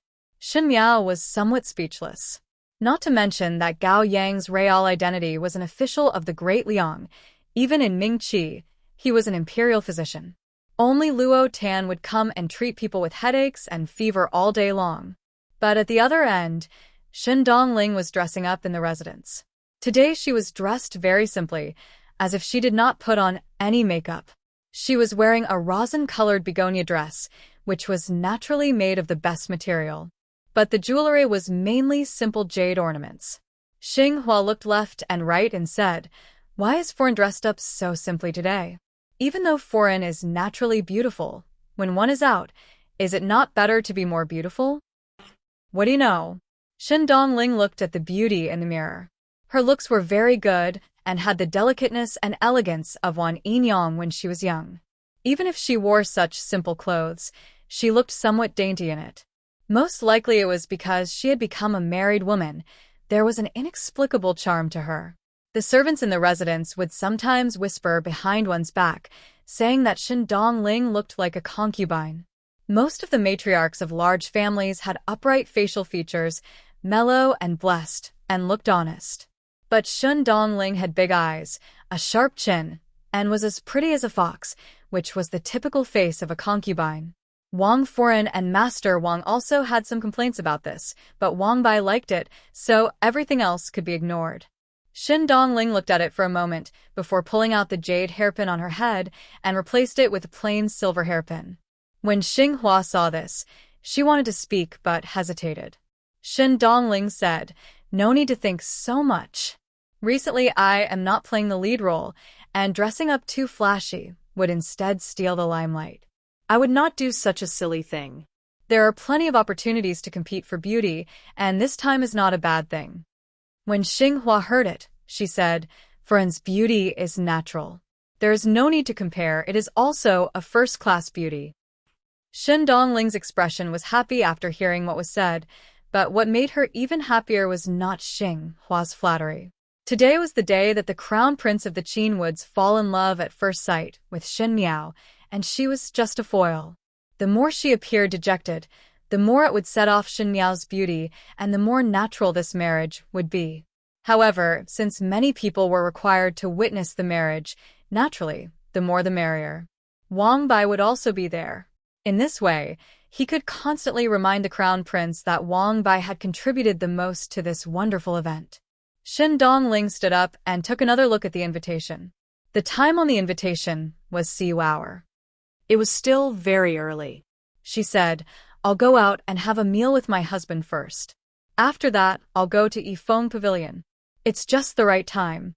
What she didn't know was that while she was having breakfast with Huang Bai, Huang Fu Hao had already left. The place to taste the incense was at the Yifeng Pavilion. The Yifeng Pavilion was a pavilion in the outskirts of the Ding capital and was once renovated by the late emperor for the late empress. Located in the Yifeng Pavilion, one could see the deep valley below and the blue sky above. Wealthy people who were particular about elegance would often like to taste the incense at the Yifeng Pavilion. When a stick of incense was lit, a breeze would blow past and it would pierce through the blue sky, making one feel a sense of vastness. Even though it was winter now, but it just so happened that the valley below was covered in silver, so it was even more interesting to boil the snow and discuss the fragrance. Huang Fu Hao looked at the exquisite invitation and smiled. To fall in love at first sight with an official's daughter in such a beautiful place, it sounded not bad. But it would only benefit others, and he would tie them up to put on a show. Huang Fu Hao's guards rushed over and said that the horse carriage was ready and could set off. Huang Fu Hao then frowned and walked towards the residence's entrance. No matter what, it was too early for the higher-ups to insist on arriving at the Yifeng Pavilion in the early hours of the morning. They even wanted him to apply for leave early in the morning.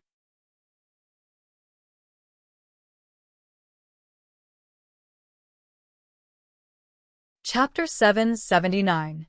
It was just that no matter how dissatisfied Huang Fu Hao was, he could only comply. Yifeng Pavilion was in the outskirts and was some distance away from the Ding capital, thus one had to depart when the sky had just brightened. After reaching the outskirts, there was still a long mountain road.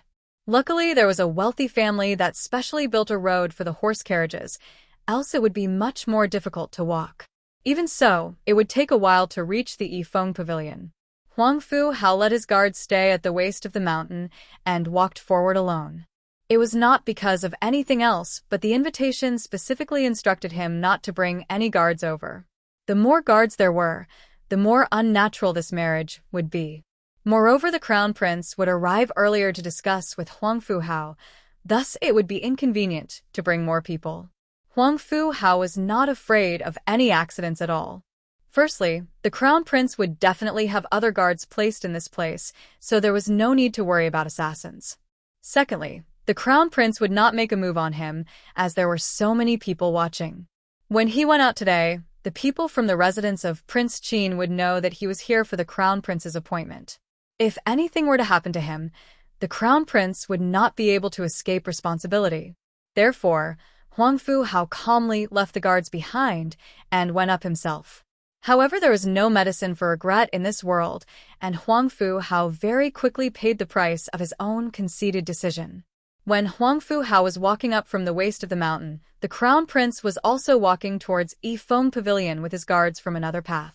Both of them happened to maintain a distance of one in front and one behind. The gap was not big, but because they were not on the same path and direction, they just missed each other. After the time it took for 2 incense sticks to burn, Huang Fu Hao reached Yifeng Pavilion. In the long pavilion of Yifeng Pavilion, there was already a person sitting there. When that person saw Huang Fu Hao, he immediately stood up. It was the crown prince. Huang Fu Hao was somewhat surprised as he did not expect that the crown prince would arrive earlier than him. As such, the time that was requested on the invitation was not that unacceptable. After all, the other party had arrived earlier. He looked left and right and said, "Why are the others not here?" Since there was going to be a love at first sight show, how would the show start if no one else was here? The crown princess smiled and said, "There's no rush, there's no rush. I called you here so early today because I have something to say to you in private." Huang Fu Hao felt that something was amiss, but he didn't think too much about it. His guards were stationed halfway up the mountain and would be able to rush over in time. Seeing that the crown prince's guards were by his side, he knew that nothing would go wrong. He then asked, "Please speak."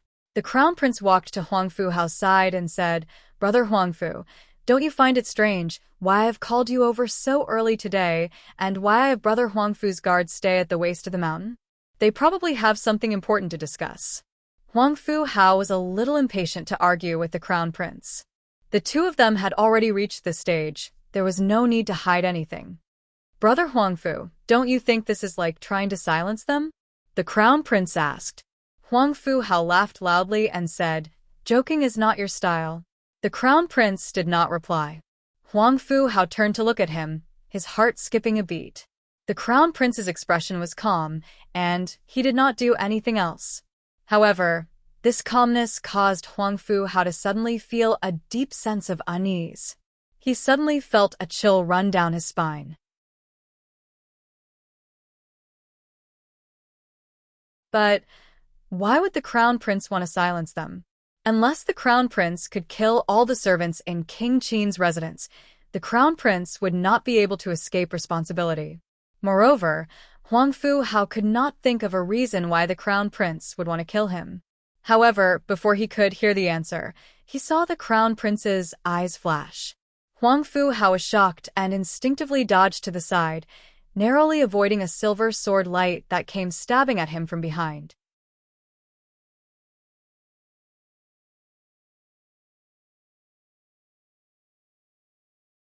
Chapter 780. They were the crown prince's personal guards. Huang Fu Hao was shocked and afraid. He finally realized that something was wrong. The crown prince had brought his guards with him, but his guards were left halfway up the mountain. Huang Fu Hao couldn't figure out why the crown prince wanted to kill him. That was why he fell into the trap so easily. He said angrily, "What are you doing?" The crown prince looked at him expressionlessly. "I'm sorry." Several guards flew towards Huang Fu Hao. In his despair, Huang Fu Hao shouted, "Fu Xiuyan, you harmed me. The Qin kingdom will not let this go." Fu Xiuyan. Fu Xiuyan was the crown prince's name. His voice came to an abrupt end. The sword light that passed through his chest was like a silver snake, emitting a dense white light. The blood that slowly seeped out, however, stuck to the thin ice on the ground. The Yifeng Pavilion's back was against the Grand Canyon. Huang Fu Hao's final roar had been made with all his might. Hence, his roar continued to echo down the valley, layer after layer, like ripples on the bottom of the water. On the other end, the crown prince and his entourage, who were on their way to the Yifeng Pavilion, suddenly stopped. They were on the dark path down the mountain, and the echo did not seem to be very clear. The crown prince frowned and asked, "Did someone just call my name?" The guards looked at each other. They couldn't hear clearly. The crown prince thought for a moment and said, "I must have heard wrongly." In this world, other than the Empress, no one dared to call him by his full name. Moreover, there shouldn't be anyone in Yifeng Pavilion. The appointed time on the invitation was 6 in the morning. However, the crown prince had a habit of arriving early, so he went up the mountain at 7 in the morning. He should have been the first to arrive. As he thought about it, he felt that it was just a hallucination. But for some reason, the crown prince felt uneasy. He couldn't help but quicken his steps. When he arrived at Yifeng Pavilion, he saw a person sitting in the pavilion with his back facing him from afar. Looking at the back view, he knew it was Huang Fu Hao. The crown prince was surprised. He didn't expect Huang Fu Hao to arrive so early. He smiled and greeted him. "I didn't expect Brother Huang Fu to arrive so early." Before he could say morning, the crown prince's hand had just touched Huang Fu Hao's shoulder when Huang Fu Hao fell to the ground with a thud. The crown prince was startled and immediately reached out to pull Huang Fu Hao. With this pull, Huang Fu Hao's face was directly facing him. The crown prince cried out in alarm and immediately let go. Huang Fu Hao's eyes were round, and his mouth was wide open as if he was extremely angry and shocked. However, his clothes were cold and wet because the silver robes around his chest were already dyed red with large patches of blood. "What's going on?" The crown prince panicked. Huang Fu Hao is dead? How was this possible? He did not have time to react to this matter when a large group of people suddenly rushed in from outside. They were all dressed as imperial bodyguards. Seeing Huang Fu Hao lying on the ground, it was unknown whether he was dead or alive. They angrily shouted at the crown prince, "Audacious! You dare to plot against His Highness the Crown Prince. Hand over your life." Without saying another word, he pounced toward the crown prince. The crown prince had also brought his own imperial bodyguards. The imperial bodyguards naturally could not let the crown prince be harmed, so they fought with the imperial bodyguards. At this time, the crown prince also understood that these people who had drawn their blades against him were Huang Fu Hao's imperial bodyguards.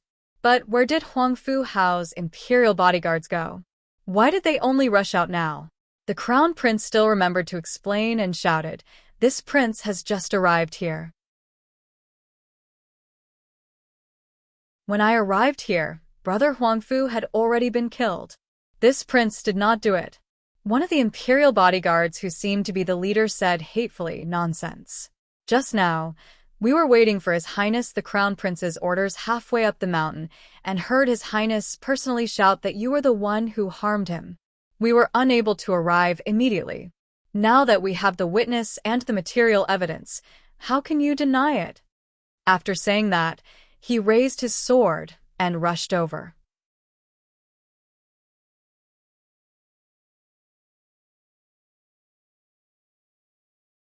Chapter 781. As the crown prince was being protected by his own guards, he was dumbfounded. Huang Fu Hao said that he was the one who harmed him? This was simply a joke. He had just arrived, and Huang Fu Hao was already dead. Why would Huang Fu Hao slander him? Wait! The crown prince's heart suddenly moved. Before he reached Yifeng Pavilion, he seemed to have heard someone calling his name. It was just that he was walking on the Yin Mountain and could not hear it clearly. Could it be that it was not an illusion and was real? But why would Huang Fu Hao call out his name? The crown prince's heart was in a mess, but he still said, "Ben Gong just arrived here. Why would Ben Gong harm him?" "Ming Chi dog.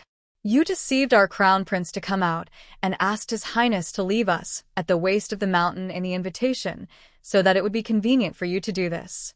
If this enmity is not avenged, the Qin country would have lived in vain." The crown prince was like being struck by lightning. The invitation to Huang Fu Hao was personally written by him so that this love at first sight drama would be more natural and real. The crown prince invited Huang Fu Hao out to taste the incense, and coincidentally, Wang Bai found this incense by accident. Who knew that Wang Bai's new foreign was insensible and invited her own younger sister out to see the novelty. The four of them unintentionally gathered together, and the rest of the matter naturally took its course. But in the invitation, there was no mention of leaving one's guards at the waist of the mountain. A guard stood in front of the crown prince and said, "Your Highness, we cannot hold on any longer. The people here do not want to live. Your Highness better leave first." The crown prince looked up at the other party. Huang Fu Hao was obviously dead and could not be revived. Those guards most likely knew that their master was dead, and even if they returned to the Qin country, they would be accused of not protecting the crown prince, and the Qin emperor would vent his anger on them. At the end, there was only death. They might as well push all the blame onto the crown prince, and now they were going to perish together with the crown prince.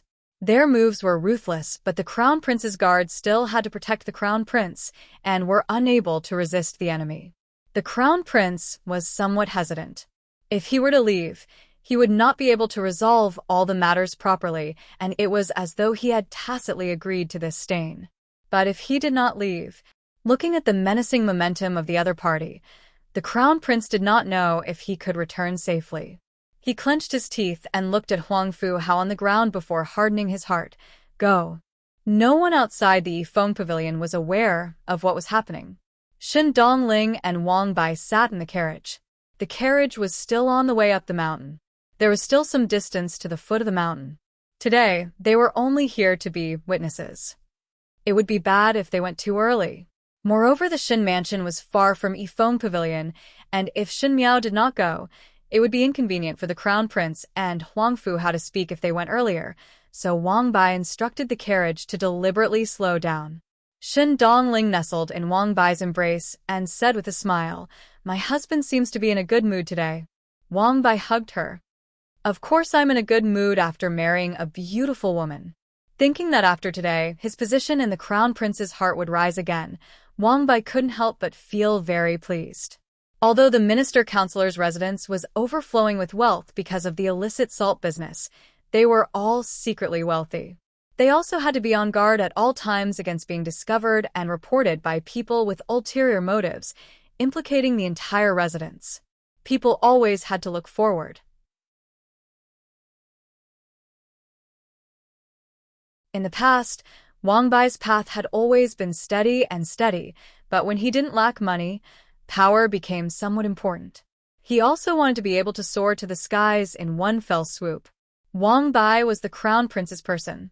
Even though the crown prince had the orthodox title among the few princes, it was not outstanding. But now that the other princes were fighting for power, Emperor Wenhui would instead value the crown prince more as he felt that the crown prince was easier to grasp.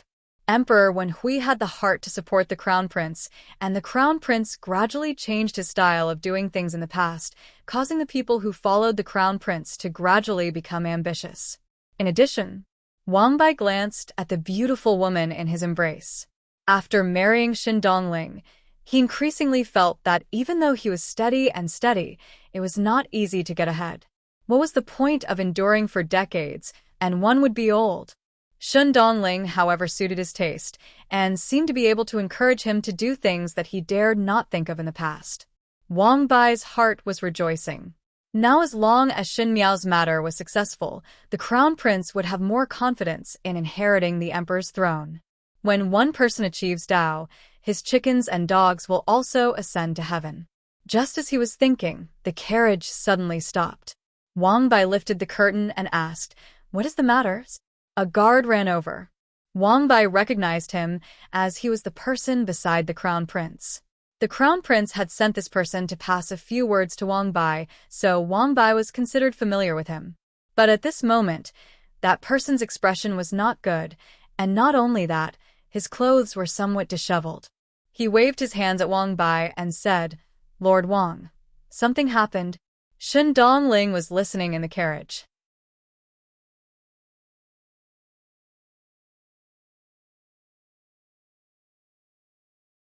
Chapter 782.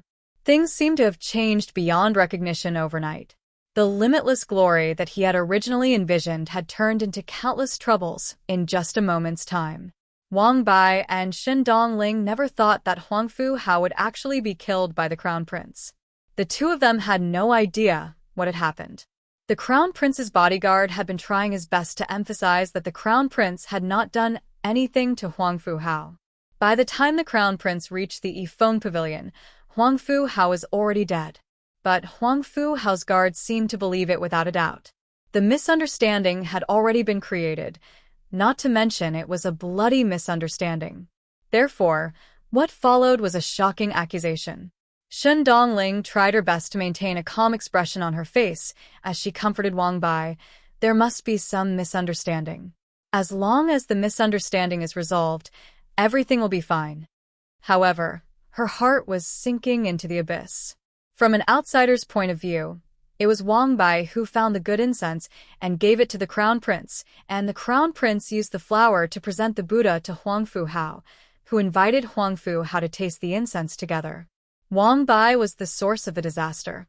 Even if this matter had nothing to do with Wang Bai, it was impossible for Wang Bai to leave unscathed due to the fury of the imperial family.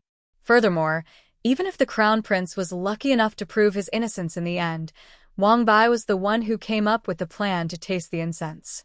Because of Wang Bai's plan, Huang Fu Hao was dead, and the Qin kingdom would not let the matter rest. The crown prince's ally was also dead, so how could the crown prince not vent his anger on Wang Bai? Therefore, looking left and right, Wang Bai, the scapegoat, could not escape. Wang Bai clearly thought of this too, his expression ugly to the extreme. In the end, he was more composed than Xin Dongling and only said, "Let's go back first and visit the crown prince's residence to find out what exactly happened. How did Huang Fu Hao die just like that? Who killed him? Why did Huang Fu Hao call out the crown prince's name again?" The intricacies of this matter were truly incomprehensible. No matter what, he had to figure out what was going on first before he could come up with a countermeasure. The coachman turned the horse around and ran in the direction of the city. Shun Dongling seemed to suddenly think of something and asked, "Why haven't I seen fifth sister?" Wang Bai was taken aback. One must know that this plan was used by the crown prince because of Shun Miao. This was because Shun Dongling had calculated the time and arrived at Yifeng Pavilion at about the same time as Shun Miao. This way, they could chat casually and show their deep sisterhood. They stopped here for a while, and it was reasonable to say that Shun Miao and the rest should also be here. But on the mountain road in the outskirts, one could see clearly in front of them, and there were no other carriages ahead or behind. Why did Shun Miao not come? Wang Bai only knew that Shun Miao was Shun Dongling's third household's Tang younger sister, and because Shun Xian held great power in his hands, he did not know anything about Shun Miao's character. Shun Dongling, however, had seen the methods that Shun Miao used to deal with the second and third household, and her heart sank. If Shun Miao did not come, how could it be such a coincidence? Could it be that Shun Miao had long known that something would happen today? There was no one in the world who had the ability to predict the future. Could it be that this matter was related to Shun Miao? No matter how powerful she was, how could she kill the crown prince of the Qin kingdom so easily? When Wang Bai heard Shun Dongling's words, he misunderstood Shun Dongling's meaning and said, "That's right."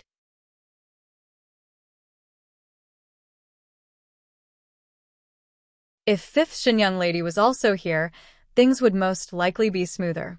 Wang Bai thought that with one more person, he would be able to share more of the blame. If Shen Miao was here, on account of Shun Xian, Emperor Wen Hui would not make things too difficult for him, but if he were to punish him alone, it would appear to be biased. In order to show fairness, Shun Miao's presence would save Wang Bai a lot of things. He said, "Let us return to the residence first. Perhaps fifth Shen young lady has already returned. Let's take a look at the crown prince's side first."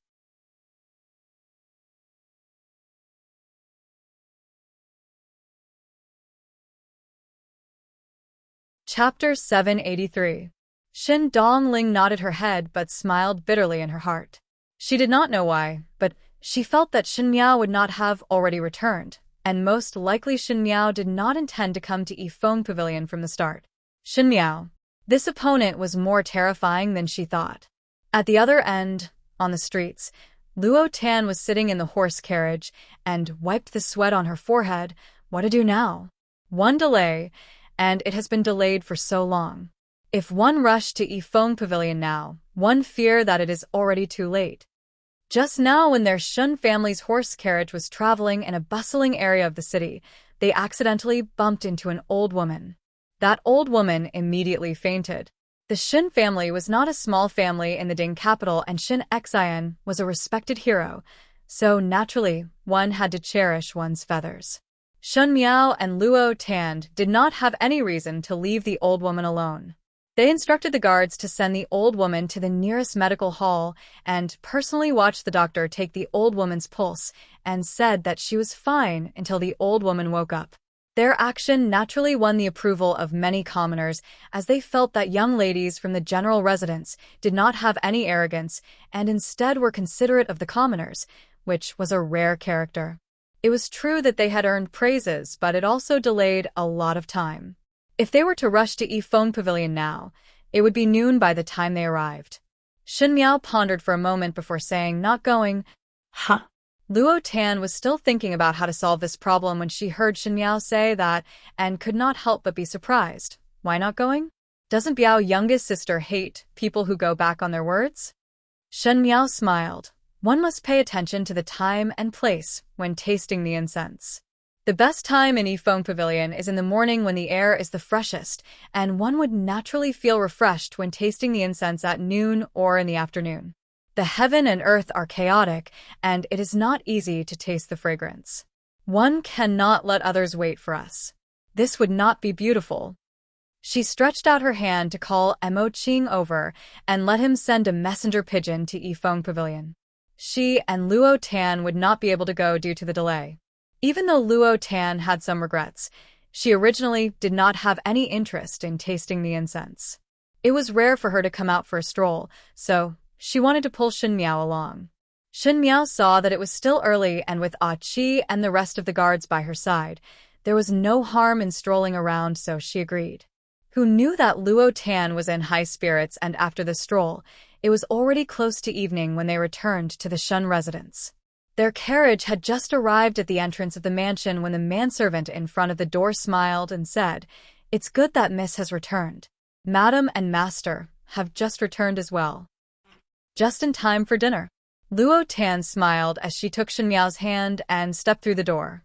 Who knew that when they entered the main hall, Luo Shuiyan was talking to Shen Xian, and when she saw Shen Miao and Luo Tan returning, she was surprised for a moment before giving a big sigh of relief. "Jiao Jiao, Tanner, where did you all go?" "Today, Lady Wang of the Minister Counselor's residence invited us to Yifeng Pavilion to taste some incense. On the way there, the carriage collided with an old woman. My cousin and I were busy taking care of the old woman and were delayed. Hence, we decided to excuse ourselves and not go. My cousin and I were just strolling around." "Father, mother, did something happen?" Shen Miao said that Xin Dongling was the Lady Wang of the Minister Counselor's residence, and it was obvious that she was deliberately drawing a clear line with Xin Dongling. Luo Shuiyan did not notice this, and only took a deep breath. "It scared me to death. Today the Crown Prince of Qin was assassinated at Yifeng Pavilion, and all the related people were arrested and sent to the prison for interrogation. That Wang Bai said that you were also present, but no one saw it. Your father and I rushed back, and when we saw that you were not around, we thought that something happened."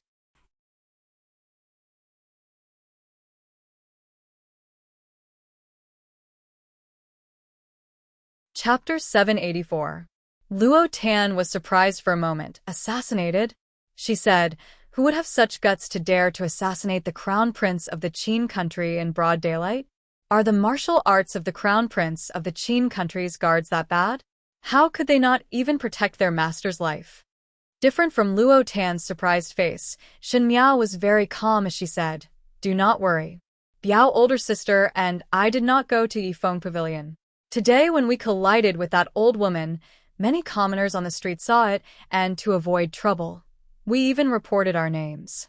Those commoners can testify for us that we were busy taking care of that old woman, so how would we have the time to go to Yifeng Pavilion?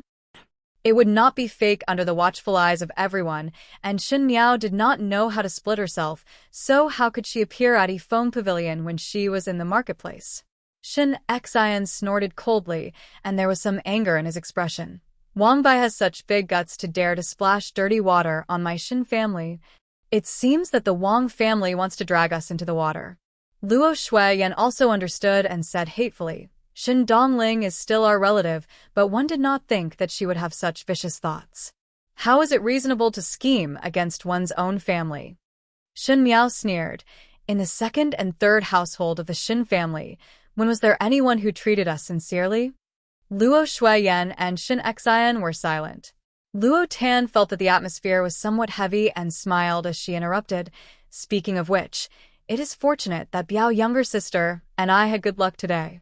If it was not that we collided with that old woman, one feared that we would really go to Yifeng Pavilion to taste the incense. Since Huang Fu Hao was attacked by an assassin and even his guards were not saved, the assassin's martial arts must be very high. If Biao younger sister and I were to go, we might also be implicated. Speaking of which, we should thank that old woman." Shen Miao laughed in spite of herself and was about to say something when she heard Luo Tan muttering, "But previously in the invitation that was given to us, there was no mention of the Crown Prince of the Qin country going to taste the incense. Why did the Crown Prince of the Qin country go to taste the incense? Was there anyone else there? If there was, were there any casualties?" Before anyone could answer Luo Tan's questions, one saw two travel-worn people walking in. It was Shun Qiu and Luo Ling. Luo Tan turned around and happened to bump into them. She couldn't help but exclaim, "Cousin Qiu, Brother Ling, what's wrong?" Shun Qiu's and Luo Ling's clothes were somewhat disheveled, and not only that, there were some bloodstains on their faces, making them look extremely wretched. Luo Shuiyan and Shen Xian were also shocked. Luo Shuiyan quickly stepped forward and anxiously looked at the two of them. "What happened?" Shun Qiu quickly explained, "Don't worry, it's not my blood. It's someone else's. Only then did Luo Shuiyan relax. But before she could relax, she heard Luo Ten ask, "Cousin Xiao, are you and Brother Ling going to catch the assassin who tried to assassinate the Crown Prince of Qin today? Are those assassins very powerful and difficult to deal with? You guys don't look like you have it easy." Shen Xian frowned and asked, "Shen Xiao, is it like this?" Shen Xiao and Luo Ling looked at each other, and both of their gazes were somewhat strange.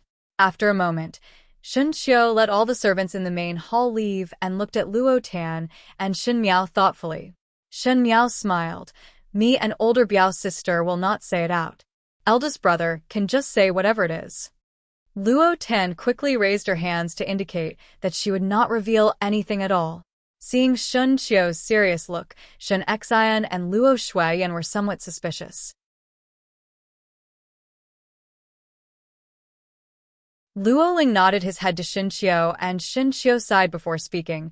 Today the troops and horses of the Ministry of War's garrison had gone to stop people, but it was not the assassins who tried to assassinate Huang Fu Hao, but Huang Fu Hao's guards. Guards? Luo Shuiyan frowned. Could it be that they want an explanation from Ming Qi and have already made a big fuss? Luo Shuiyan did not have any good impression of the Qin people. One did not know if it was because the Qin country was established for the shortest period of time among the three countries and did not have much history. From the imperial family to the commoners, everyone had an arrogant look. Even if the Qin country's power was slightly stronger than Ming Qi, but the arrogance that they displayed in front of Ming Qi was really an eyesore.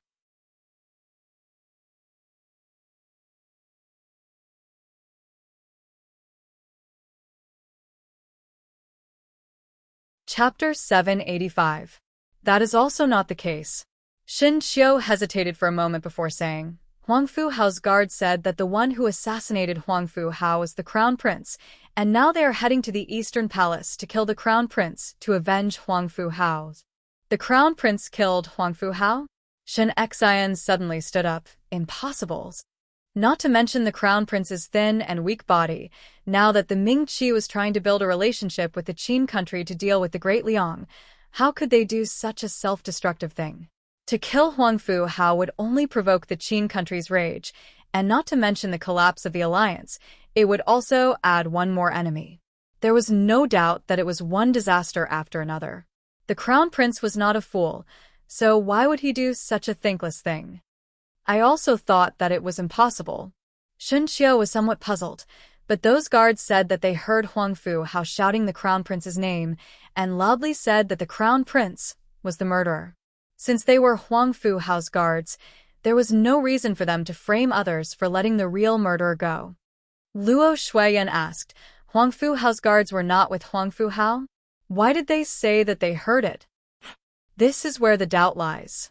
Luo Ling continued, "According to Huang Fu Hao's guards, it was the Crown Prince who sent the invitation to Huang Fu Hao to taste the incense. Huang Fu Hao's guards recalled that the Crown Prince said that he had something important to discuss with Huang Fu Hao and wanted Huang Fu Hao's guards to stay at the mountainside and let Huang Fu Hao go alone. But the Crown Prince said that he did not mention it in the invitation that he sent to Huang Fu Hao. The officials were ordered to search for the Crown Prince's invitation, but no one knew where the invitation was thrown by Huang Fu Hao. Now that the dead can no longer testify, both sides are sticking to their own version of events. It is very worrying." Luo Ten muttered, "The Crown Prince asked Huang Fu Hao to taste the incense, but why was the invitation that Wang Furen gave to me and Biao's youngest sister not mention the two of them?" Everyone in the room was startled. They only paid attention to the bad account between the Crown Prince and Huang Fu Hao, but Shen Miao's end was neglected. At this moment when Luo Tan mentioned it, they remembered. Yes, the Crown Prince and Huang Fu Hao were to taste the incense, so why did they bring Shen Miao and Luo Tan along? There was no need to talk about Luo Tan as she had no relation with the people in the Ding capital, but Shen Miao was Shen Xian's daughter. When Shen Dongling sent the invitation, it was impossible that she did not know that the Crown Prince and Huang Fu would come. Shen Miao forgot, or was it? If he did it on purpose, why would he do it on purpose? Was he planning something? Luo Ling said, "No." "How?" Luo Shuiyan said, "No, I have to ask Shen Dongling clearly." "Mother," Shen Xiu stopped her. Shen Dongling and Wang Bai are already in prison, and one cannot rush to see them at this time. Otherwise, it would not be good if one were to be thought to have any relationship with her. 2 crown princes went to taste the incense, and one died, and the other inexplicably became the murderer. When Emperor Wen Hui knew about it, he was so angry that he almost fell down. What was this? On one hand, it was to temporarily quell the anger of the Qin country, and to capture a few people to let them see that Ming Qi was handling matters impartially. On the other hand, Emperor Wen Hui had nowhere to vent his anger on. Since it was Wang Bai and his wife who suggested to taste the incense, it was equivalent to being the initiator. The anger of the Son of Heaven would never be explained. Wang Bai was still sitting in a happy dream, but it was ruthlessly shattered. Not only that, no one dared to say if he could keep his life this time.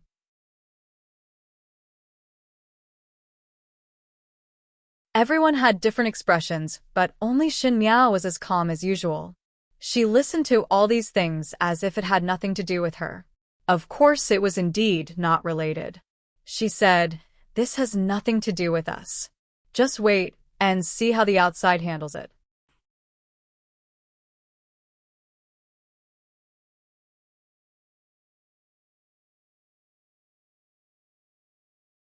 Chapter 786. Shen Xiu noticed Shen Miao's expression and asked, "Younger sister, why are you not surprised that Huang Fu Hao was assassinated, and also not surprised that it was the crown prince who killed Huang Fu Hao?" Shen Miao gently smiled. What is there to be surprised about? Since it was like what those people said, the crown prince and Huang Fu Hao had a private matter to discuss, and in the process of the discussion, if there was no consensus or any intense disagreement, it was highly possible that the crown prince would kill an impulse. It is not that there were no such cases in the Ming Qi before, so why make a fuss over nothing? Shen Xiu was speechless. Shen Miao's words made everyone in the room unable to remain calm. What Shen Miao said was true, but what kind of disagreement would be so intense that one would kill, not to mention that the other party was the crown prince of a country? Even if Emperor Wen Hui was so angry that he lost his rationality, it was not likely that he would be so straightforward to silence the witness. Shen Xian and Luo Shui Yen frowned. Shen Miao did not need to think so much, but they were officials in the court, and every small action in the court could possibly affect their future life. Moreover, this time Huang Fu Hao died in the Ming Qi, and the crime would fall on the crown prince of the Ming Qi. One think that those guards had already sent people back to pass the message that after the emperor of the Qin country knew that a pair of children died in the Ming Qi, who would bear the thunderous rage. And it would be difficult for the Ming Qi and the Qin country to form an alliance to recover. At this time, it was unknown what the Great Liang would do. This night, because of this sudden matter, even the atmosphere in the Shun mansion was solemn. However, it was not because they sympathized with Huang Fu Hao or the crown prince, but because they were worried about the possible changes in the future. When Xie Jingxing came over to look for Shen Miao was standing in front of the window in a daze. Huang Fu Hao died just like that, and in the previous lifetime, Huang Fu Hao and Princess Ming and became a nightmare that she could not get rid of for the 5 years that she went to the Qin country as a hostage. Princess Ming and was arrogant and despotic, but Huang Fu Hao liked to lead everyone to torture him. He was the crown prince of the Qin country, and once Huang Fu Hao tortured someone, others would follow suit. Actually, speaking of which, there was no enmity between Shen Miao, Huang Fu Hao, and Princess Ming'an, but because of such malicious insults, it finally accumulated resentment. Different from others, Shen Miao did not think of letting Huang Fu Hao and Princess Ming'an pay with their lives, because they were not the ones who harmed the Shen family the most in the previous lifetime. At most, these people would kick her when she was down for a period of time. If it was not that they schemed against her in this lifetime, Shen Miao would not even bother about these 2 people. Now that the person was gone, Shen Miao was somewhat at a loss. Since his rebirth, he had always adhered to the path of vengeance and to protect the Shen family from repeating the mistakes of his previous life. But as long as the Fu family was still alive, they would never let the Shen family off. Her enemies were very strong from the start, and it was not enough to just have the heart to stake everything on one throw. Shen Miao would sometimes doubt if she could walk to the end. The figure that came down from the tree waved his hands in front of Shen Miao. Shen Miao recovered to her senses, and what entered her eyes was Xie Jingxing's playful smile. He said, "Thinking of me to such an extent." Shen Miao wanted to close the window with a pop sound, but Xie Jingxing caught it quickly and took the opportunity to jump into the room.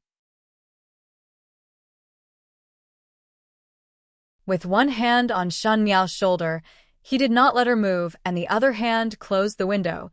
"Be careful not to freeze, silly." Song Yang, who was standing at the corner of the wall outside, Shen Miao pulled Xie Jingxing's hand away and sat down at the table in the room before asking, "How is the handling?" "No problem." Xie Jingxing sat down and indicated Shen Miao to pour tea for him. Shen Miao held her breath as she poured tea for him and reluctantly pushed the teacup over and asked, "Are you sure that the Qin country's people would not find out?"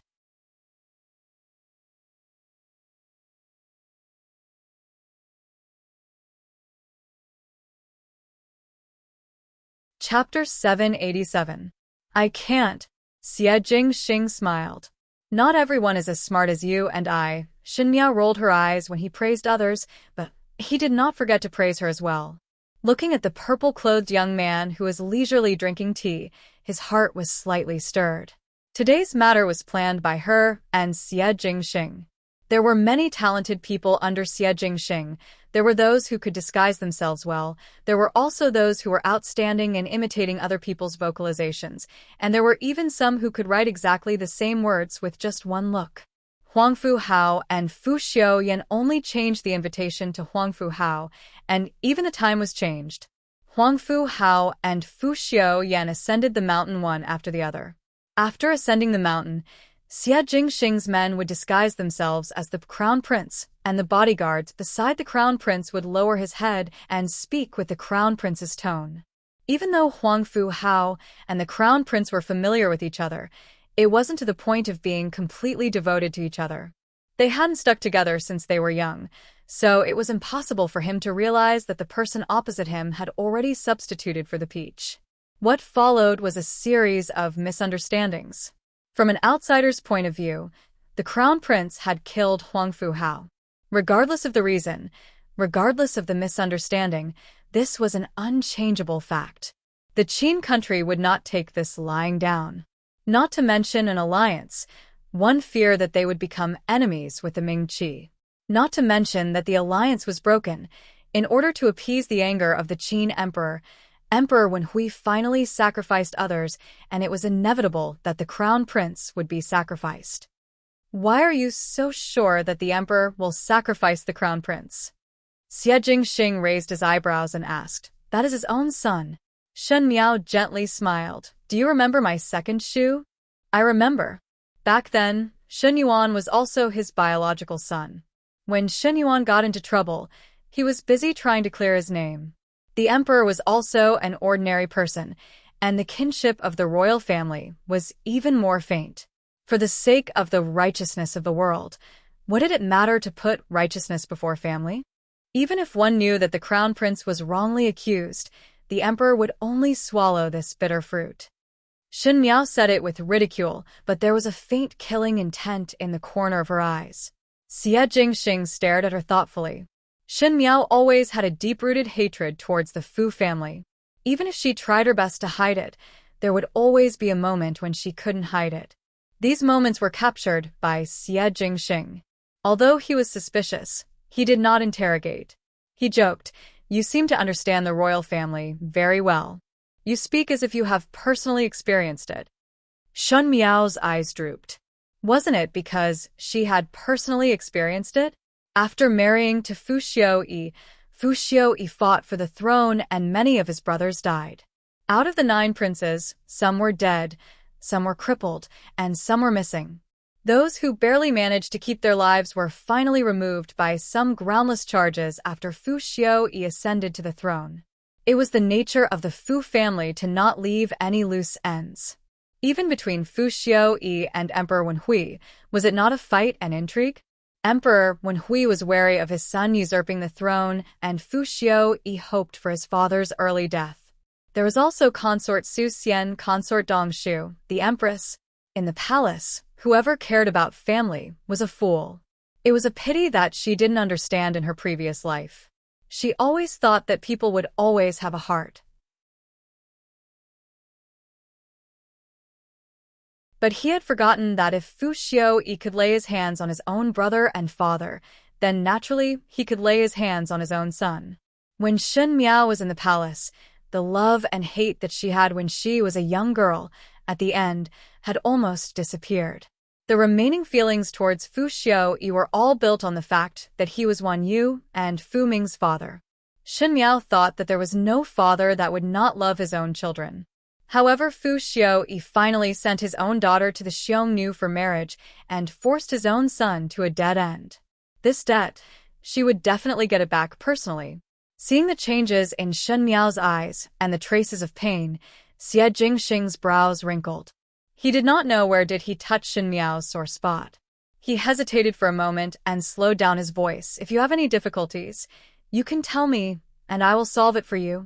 Shen Miao looked up at him. Speak as if you can do it. But her heart was like a mirror that Xie Jingxing could indeed do it. Killing 2 crown princes, he said he would kill them. The crown prince and emperor Wen Hui obviously knew that they were being schemed against, but did not even have the chance to refute. Only Xie Jingxing would be able to do such a choking and helpless method. He had great guts and ability that reached the heavens, but he was so cunning that one would not be able to grab hold of his weakness, as if there was nothing in this world that he could not do. It would be good if she met him in her previous life. Shen Miao's heart suddenly came up with such a thought. But she only said, if you were to change the face of the country, would you be able to do it?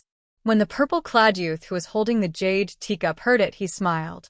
His appearance was handsome and beautiful.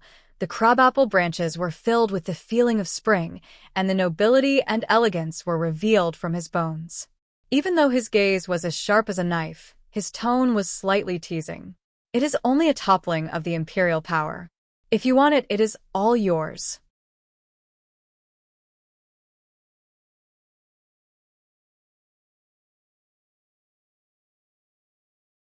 Chapter 788. This little movement of Ming Qi was ultimately not hidden from the people of the world. Huang Fu Hao died in the crown prince's hands, and one did not know how it started to spread in the marketplace. Emperor Wen Hui had the intention to put Huang Fu Hao's guards under house arrest, but now the situation had become out of hand, and if it was not controlled, one feared that there would be chaos. But how would the people in the residence of Prince Qin sit still and await death? When the news reached the ears of the Qin country's emperor, in just short few days, there were people who rushed back to send a message, swearing to Emperor Wen Hui to give an explanation, or else they would send troops to flatten Ming Qi. If it was the previous Qin country, Ming Qi would naturally be able to contend with it, but now there was the Great Liang with unknown ambitions lurking at the side like a tiger eyeing its prey. If there was another Qin country, then Ming Qi would really be finished. With conclusive evidence, Emperor Wen Hui was helpless and could only lock the crown prince in prison. Even though he specially let people take care of him, but at the end it was still a step to sacrifice the rook to protect the general. So the older Emperor Wen Hui got, the decisiveness he had when he was younger was finally worn away. Not to mention how this method would make other sons think.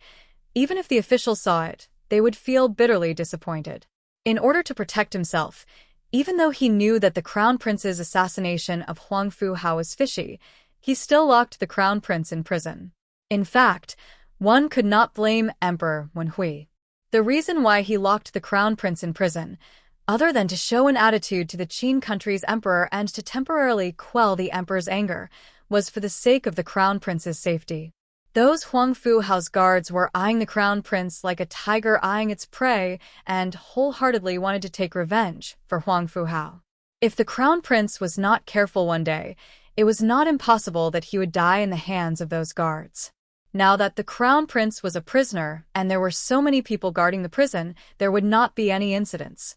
Unfortunately, no one understood Emperor Wen Hui's thoughts, and because of his actions, even the Empress could not sit still. When the Empress entered the Yangxian palace, she angrily questioned, "Your Majesty obviously know that the crown prince was wronged, so why did you lock him up? Your Majesty's actions. Did you not think about how the officials would look at you in the future? Emperor Wen Hui frowned. He did not like the feeling of being questioned and said, "Shouldn't have my own ideas." Emperor Wen Hui still had some feelings for the Empress, as the Empress was his legal wife. When the late emperor was still alive, the fight for the throne was as fierce as it was now.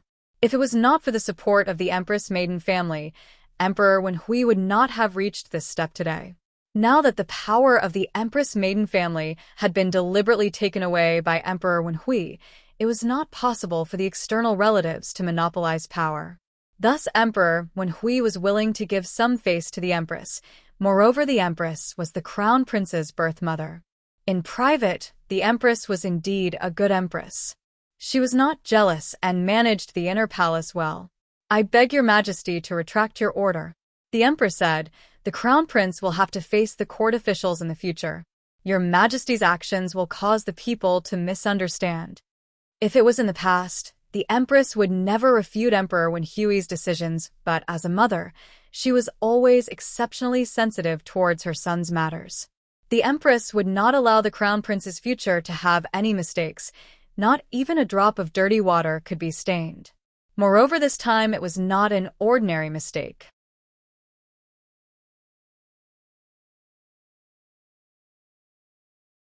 Once the crime of murdering the Crown Prince of the Qin country was proven, one feared that it would be difficult for Fu Xiaoyan to keep his life. Even though the Empress did not interfere in the court's affairs, it did not mean that she knew nothing about the court's affairs. Once there were signs of danger, she would definitely nip it in the bud. Emperor Wen Hui was badly battered by this matter for the past few days, and his heart was extremely gloomy. Unfortunately, the Empress came at this time, so he said impatiently, "I do not need you to tell me what to do."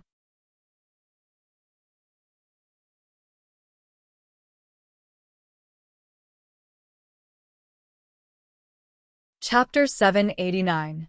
The Empress' heart jumped. After being husband and wife with Emperor Wen Hui for so many years, she naturally knew what kind of temperament Emperor Wen Hui had. She immediately relaxed her expression and changed her questioning look as she softly said, "This concubine knows that your Majesty's heart is troubled." Just now this concubine was impulsive. This concubine is also worried about the Crown Prince. Remember that when the Crown Prince was young, the Grand Tutor could not teach him, and it was your Majesty who personally taught the Crown Prince. In the Crown Prince's heart, your Majesty is the wisest. Now this concubine and your Majesty understand that this matter has nothing to do with the Crown Prince. The Crown Prince's temperament is gentle and honest, so how would he kill someone? Even if he were to kill someone, he would not be so stupid as to be an assassin in broad daylight. Your Majesty, the Crown Prince is innocent. You are the Crown Prince's father. Could it be that you want to watch the Crown Prince bear the infamy because of a groundless accusation? These conciliatory words had some effect as Emperor Wen Hui's expression also eased up. Among the 9 princes, the one that Emperor Wen Hui wanted to support the most was the Crown Prince, so naturally he was not willing for the Crown Prince to die here. Just as he was about to speak, he heard a palace maid reporting from outside, "Your Majesty, Consort Xian has arrived." The Empress' expression was as usual, but the hands in her sleeves were clenched tightly. Among the concubines in the palace, Consort Su Xian was the most arrogant as she had given birth to 2 princes, Prince Zhou and Prince Jing. Normally she was pampered and had a beautiful appearance. Even though she acted arrogantly, she held Emperor Wen Hui's heart tightly. And the Empress was not ignorant of the ambitions of the 2 brothers, Prince Zhou and Prince Jing. Consort Su Xian naturally hoped that her sons would be able to sit in that position, so once something happened to the Crown Prince, Consort Su Xian would not let go of this opportunity to throw stones down the well. One saw Consort Su Xian gracefully walking in. Even though she had given birth to 2 sons, Consort Su Xian's appearance did not show any signs of aging. One heard that she used goat's milk to bathe daily, and her skin was smooth and firm. Compared to the immaturity of a young female, she had the mature charm of a married woman. There were 3,000 beauties in the palace, and Consort Su Xian's appearance indeed made others envious. It was no wonder that Emperor Wen Hui knew that Consort Su Xian was arrogant and domineering, but still pampered her. When Consort Su Xian came in, she greeted Emperor Wen Hui and the Empress. She then smiled and said, "Your Majesty has been in a bad mood recently, so I had the pastry chef make some purple snowbird's nest for your Majesty to taste. I didn't expect you to be here too." The Empress smiled faintly and did not want to speak more with her. But how could Consort Xian let go of this opportunity? She looked at the Empress and said, "Sister, you didn't come to His Majesty today because of the Crown Prince, did you?" Emperor Wen Hui did not say anything when the Empress raised her eyebrows and said angrily, "Younger sister is also meddling too much." Consort Su Xian covered her mouth and laughed. She looked at the silent Emperor Wen Hui and then looked at the Empress before speaking unhurriedly. Originally, younger sister should not speak about these matters. But His Majesty is already worried about this. Why doesn't elder sister understand His Majesty and disturb His Majesty at this critical moment? As she had the palace servant put down the basket in her hand, she said, "The matter of the Crown Prince is not only related to one person's life. The Crown Prince of the Qin Kingdom died here for no reason.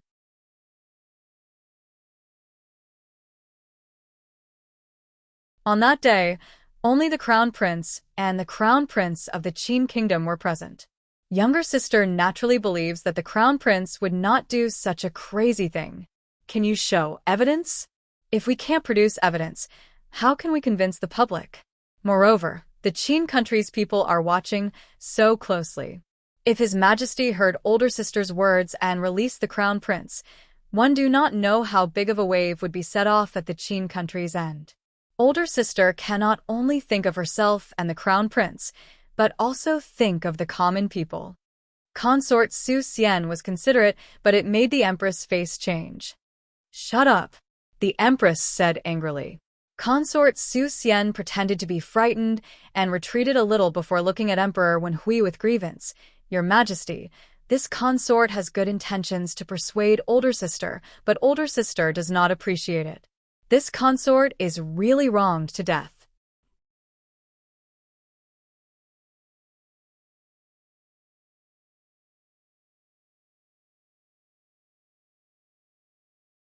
Chapter 790. Emperor Wen Hui's head swelled up and no one wanted to see it at this moment. How would he not know that Consort Su Xian's words were to sow discord and not let the Crown Prince feel better? But Emperor Wen Hui had no way to deny that what Consort Su Xian said was the truth.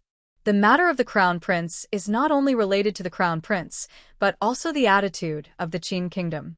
This time Ming Qi could not tolerate any mistakes. If this matter was not handled well, no one could say what kind of disaster it would bring to Ming Qi in the future. Thinking of this, Emperor Wen Hui felt annoyed when he thought of the Crown Prince and became impatient with the Empress. He said to the Empress and Consort Su Xian, "Withdraw, Zhen wants to be alone." The Empress waited with great difficulty for Emperor Wen Hui to loosen his mouth, but did not want to be disturbed by Consort Su Xian, and all the previous efforts would be wasted. Her heart was not reconciled, but before she could speak, Consort Su Xian spoke first. "Since your Majesty is not willing to be disturbed, then these officials and concubines will withdraw first. Your Majesty, please take care of your dragon body. Don't be too distressed because of this." Emperor Wen Hui waved his hands without raising his head. No matter how unwilling the Empress was, she could only leave with Consort Su Xian. After leaving Yangxin Palace Hall, the Empress stopped and looked at Consort Su Xian with a sneer. "I know what you are thinking in your heart. However, your son will never be able to replace my son." Consort Su Xianfei smiled and said, "Sister's words are too polite. The Crown Prince was a noble person, and his younger sister wished him well with all her heart. They are brothers who respect each other. There is no need to talk about replacing each other." She giggled again, enjoying the Empress' seemingly irritated expression, and said, "The one Mimi has always wanted to replace is Jia." Finishing, she stroked a pearl flower by the side of her hair and walked away alluringly. Only the Empress was left standing on the spot, gritting her teeth in anger. The Empress and Consort Su Xian entered Yangxin Palace one after another, and the news quickly spread to the ears of others. Consort Dong Shu sat on the couch and listened to the maid playing the qin. What he played were mountains and rivers, gurgling springs, and towering mountains. It was an excellent scene. She didn't like to compete with outsiders and believed in Buddhism. When she didn't go to the temple, she would stay in her side chamber to do embroidery and listen to music. She didn't look like a concubine, but more like an outsider. Out of the 4 concubines, she was the most neglected one. It made people wonder how she managed to become one of the 4 concubines. And to her right was a man wearing a jade-colored brocade robe. He had a faint smile on his face as he tilted his head to listen, as if he had been immersed in the zither music for a long time. At the end of the song, the maid hugged the zither and thanked the favor. Consort Dong Shu waved her hand, and her personal palace maid brought the reward and sent the maid away. Everyone in the side chamber retreated out. Fu Xiu smiled. Fu Fei's mood today is exceptionally happy. The Empress could not sit still. Consort Dong Shu smiled. She personally went to Yang Xian Palace to plead for the crown prince, and Consort Xian followed. Now that Consort Xian and the Empress are about to shed all pretense of cordiality, it is naturally worth celebrating. Fu Xiu laughed along. The crown prince is in dire straits, and Consort Xian naturally would not let go of this opportunity. If Prince Zhou and Prince Jing want to replace the crown prince, Consort Xian will definitely help in the inner palace. Unfortunately, it is not a good idea.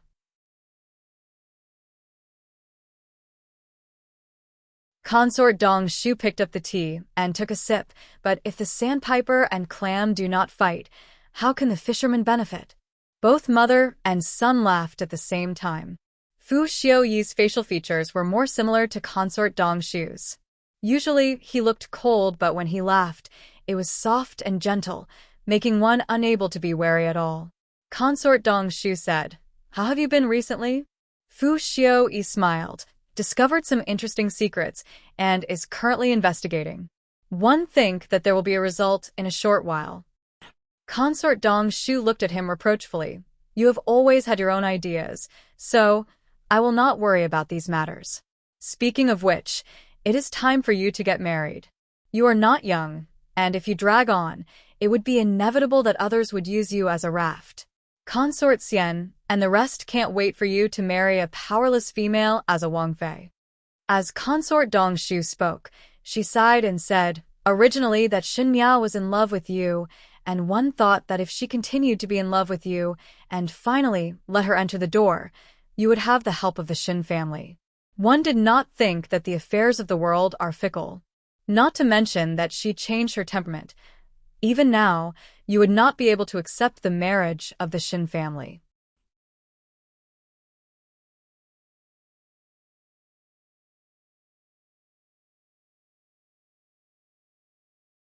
Chapter 791. Fu Xiu smiled. "Even though I cannot take it, no one in Mingqi can take it. Other than the crown prince, anyone else who is tied to the Xin family would arouse Imperial Father's suspicion. Originally, the crown prince's victory was in the bag, but one did not think that there would be an accident midway.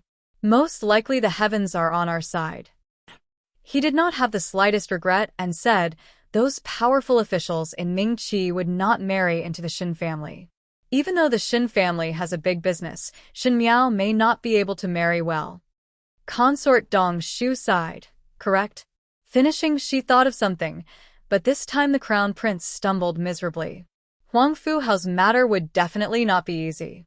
Do you think that this was done by the Prince Zhou and Prince Jing brothers or Prince Li?" Fu Xiu did not form cliques because he did not trust his own brothers and had always been one to rise.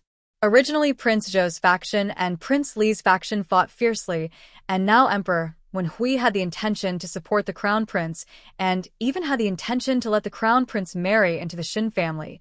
Thus Prince Zhou and Prince Li could not help but be anxious. Who knew that the crown prince would suddenly appear halfway? The crown prince had become their enemy, and naturally, they would spare no effort to get rid of him.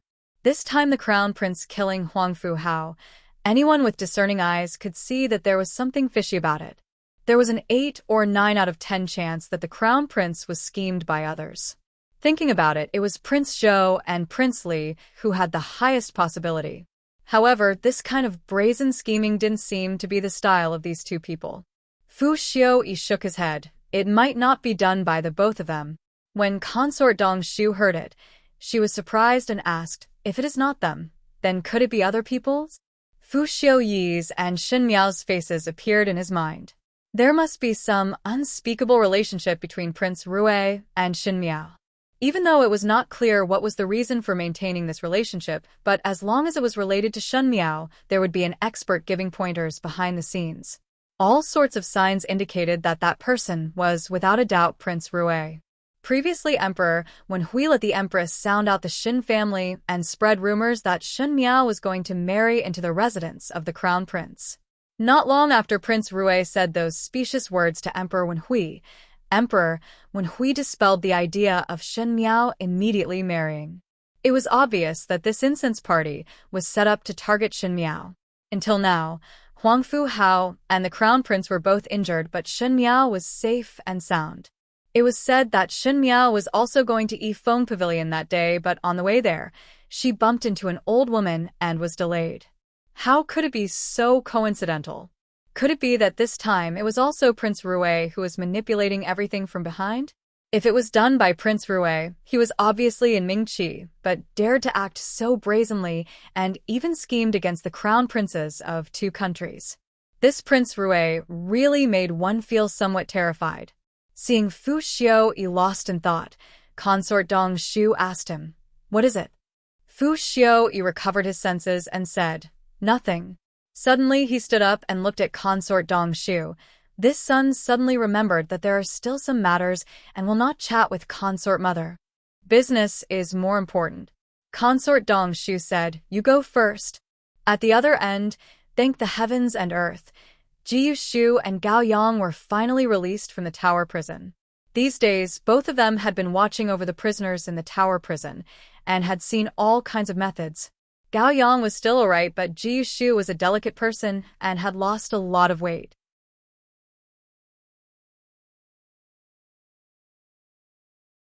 Not because of anything else, he was nauseous every day and could not eat, so it would be strange if he did not lose weight. With great difficulty being released, both of them held hands and looked at each other with tears in their eyes and were speechless. After a long while, Ji Shu said, "I need to return to Feng Xian pawn shop to take a bath and change my clothes. I will bid farewell here." Finishing, he slipped away. Gao Yang sighed and looked at his dusty appearance, and his heart felt powerless. Xie Jingxing was actually so ruthless. It was just a little bit of negligence, and he actually sent them to the tower prison. Tower prison. That was a place that even Tai Yi could not withstand the first time he went in.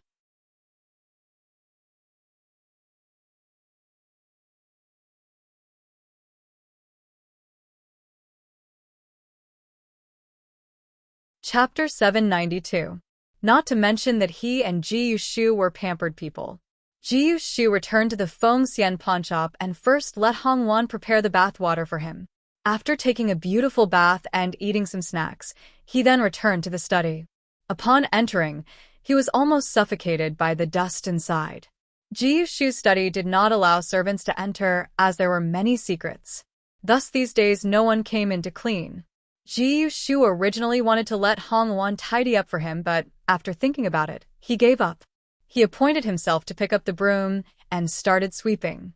It was not easy to barely look through it before Ji Yushu sat down in front of the desk and saw that there was a thick stack of letters on the desk before he started to read. When he flipped to the last letter, Ji Yushu was already somewhat drowsy, but as he read and read, his pajamas were swept clean and his expression gradually became serious. Pei Lang was actually locked up by Fu Xiaoyi. Pei Lang's identity was exposed. Heavens! Such a big thing had happened. Did anyone know? Did anyone rescue him? There should be no one. Observing Pei Lang was Ji Yushu's own private action, and at the end, he was just curious why Shen Miao wanted Pei Lang to be a spy by Fu Xiaoyi's side.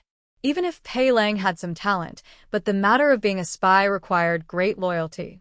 Fu Xiaoyi was so good at controlling, so was Shen Miao not worried that Pei Lang would be instigated to defect? More importantly, Shen Miao's relationship with Pei Lang was only mediocre, so why would she dare to make such a decision? But one did not think that this spur-of-the-moment action would be effective at this time. Ji Yushu turned his head and was about to leave to show the letter to Xie Jingxing. Just as he stood up, he stopped again. "Will third older brother lock me up again?" Ji Yushu muttered. The reason why Xie Jingxing locked Ji Yushu and Gao Yang up was because that day, when the Empress summoned Shen Miao into the palace to probe Shen Miao's marriage to the crown prince. This matter was ignored by both of them and was not reported to Xie Jingxing, so Xie Jingxing directly threw both of them into the tower prison. Third older brother values Shen Young Lady very much, and this Pei Lang seems to be interested in Shen Young Lady, and even said that he wanted to marry Shen Young Lady, so Pei Lang is third older brother's love rival. Since he is a rival, would one be beaten by third older brother if one were to tell third older brother now? Third brother definitely doesn't want to save him. Pei Lang muttered to himself, just like how I didn't like how Miss Peony always smiled at the Prime Minister's son. When the Prime Minister's son fell off his horse, I was very happy for him. Ji Yushu judged others by himself and came to a conclusion: it is better not to tell third older brother about this matter. Since there is no new news, he should not be dead yet. Let him stay for a few more days. Ji Yushu thought that he had done very well but did not know what kind of changes his actions would cause in the future. Shen Qiu and Luo Ling were the commanders of the garrison in the Ministry of War, and these days they were very busy. Huang Fu Hao was dead, and there were a lot of problems left behind. As for the guards of the residence of the Prince of Qin, if they were to be killed, it would cause the dissatisfaction of the Qin country's emperor. If they were not killed, they would want to seek an explanation for Huang Fu Hao and spread rumors that the crown prince was the murderer among the commoners, causing the Ding capital to be busy these few days. Since he couldn't kill him, he could only put him under house arrest.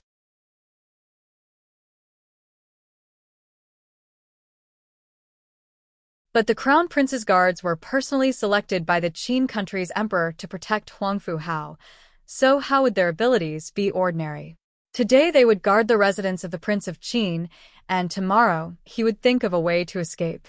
In order to avoid chaos, the number of the garrison was doubled, and they patrolled around the Ding capital, fearing that the Qin guards would harm the innocent commoners in order to vent their anger.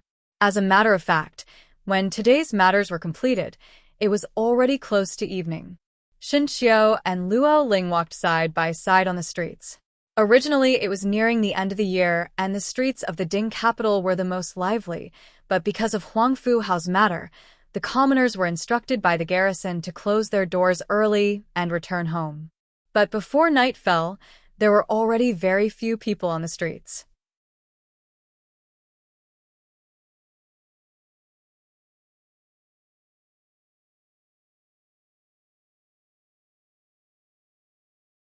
Chapter 793. Shen Qiu sighed. If the Ministry of Justice do not come up with a solution, the city guards would not be able to hold on. When the crown prince was locked up in prison, on one side the Qin emperor was aggressive and wanted an explanation, and on the other side Emperor Wen Hui was reluctant to part with his only eldest son, but it was the commoners that suffered.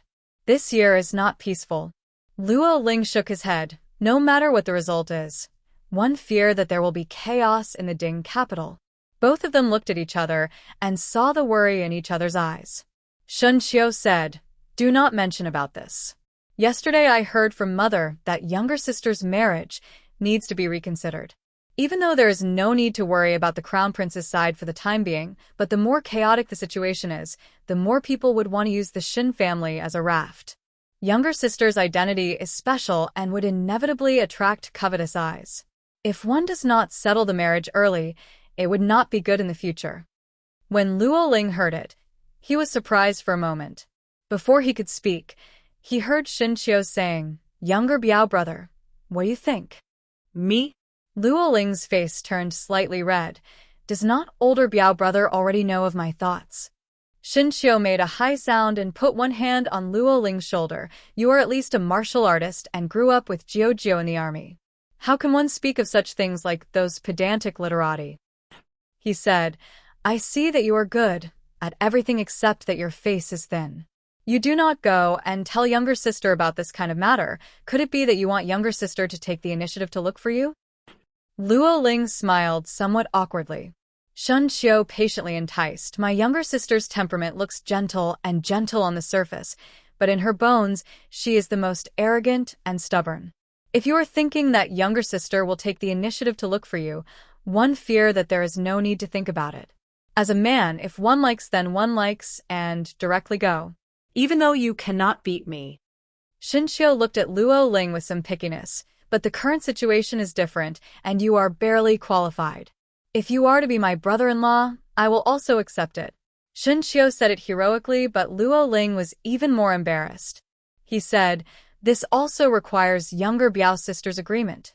If you do not say it, how would younger sister know your thoughts?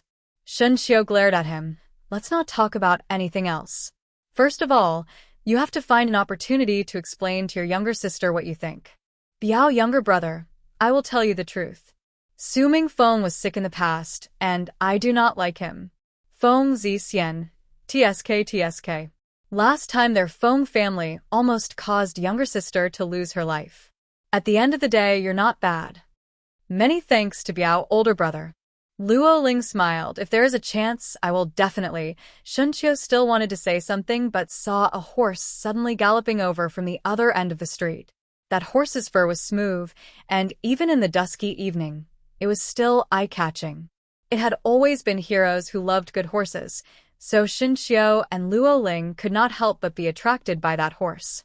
The person on the horse was also valiant, and from afar, one could tell that he was graceful and out of this world. When that person neared Shin Xiu, he suddenly stopped the horse, and the front hooves of the horse were raised up, but the person on top was extremely stable. It was obvious that his horsemanship was outstanding and extremely beautiful. Shin Xiu couldn't help but shout, "Good." The horse rider said, "Young General Shun." Shin Xiu was surprised for a moment. One saw that there was a person sitting on top of the horse. The luxurious purple gold robe was even more vibrant under the lantern light.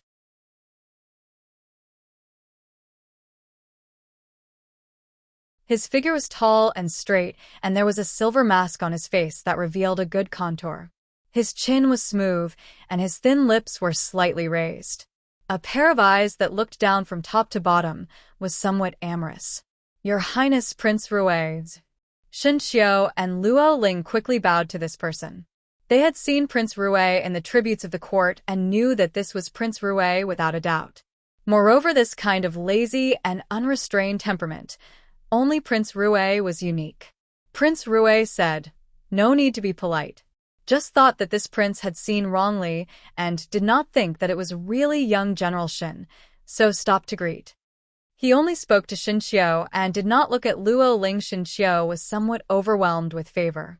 This Prince Rue usually did not put Emperor Wen Hui in his eyes, but he actually took the initiative to greet him. Moreover, he spoke in such a polite manner that Shin Xiu was secretly vigilant if the other party had any tricks up their sleeves, but at the same time he had a complacent feeling. Could it be that his reputation as a young general was broadcasted, that even the great Liang's Prince Rue was chasing after him? But one did not see Luo Ling's suddenly pale face. At Prince Rue's waist, there was a safety pendant that looked inexplicably familiar.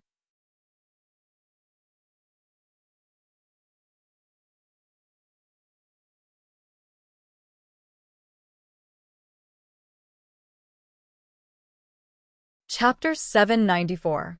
The markings on the pendant were very special, and one could recognize it at a glance.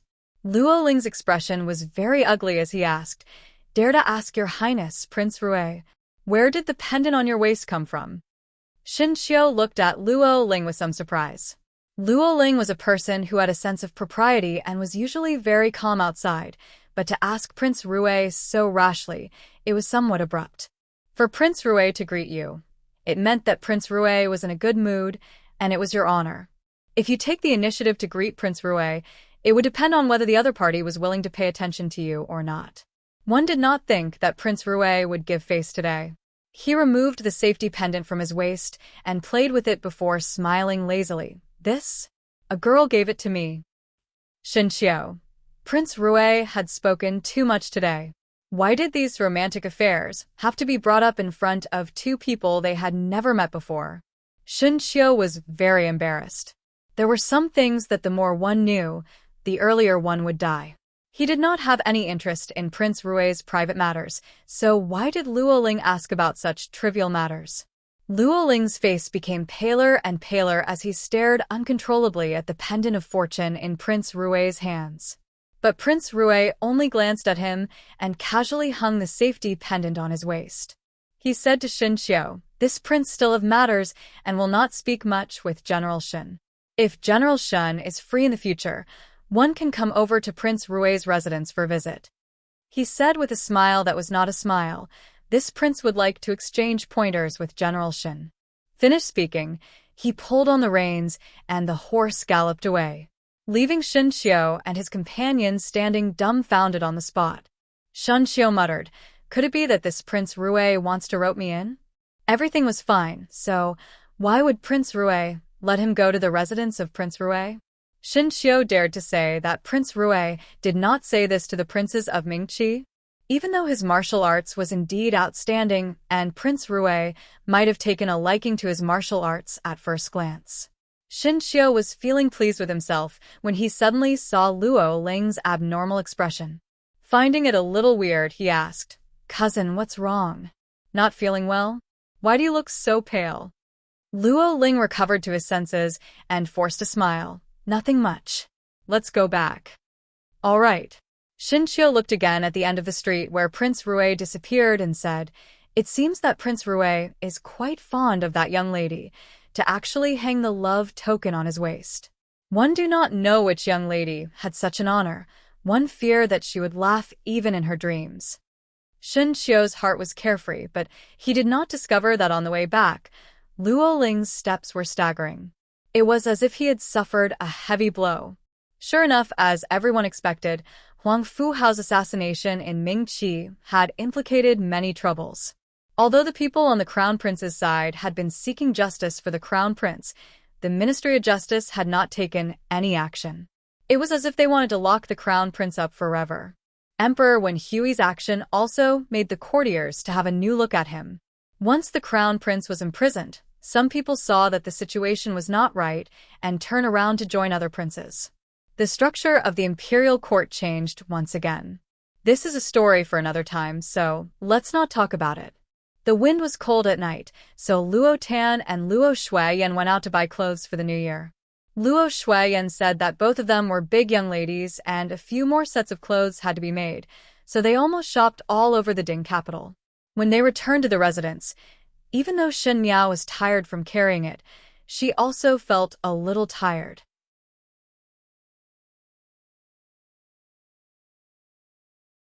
Jing Zhe and Gu Yu went to prepare the water, and when Shen Miao came out from her bath, she saw that there was one more person in the room. When Xie Jingxing turned back, he saw Shen Miao wearing a middle garment and one hand holding a handkerchief to twist her wet hair. The current young female was different from 2 years ago. Even though her stature was still petite, she was like a budding flower, green and fragrant.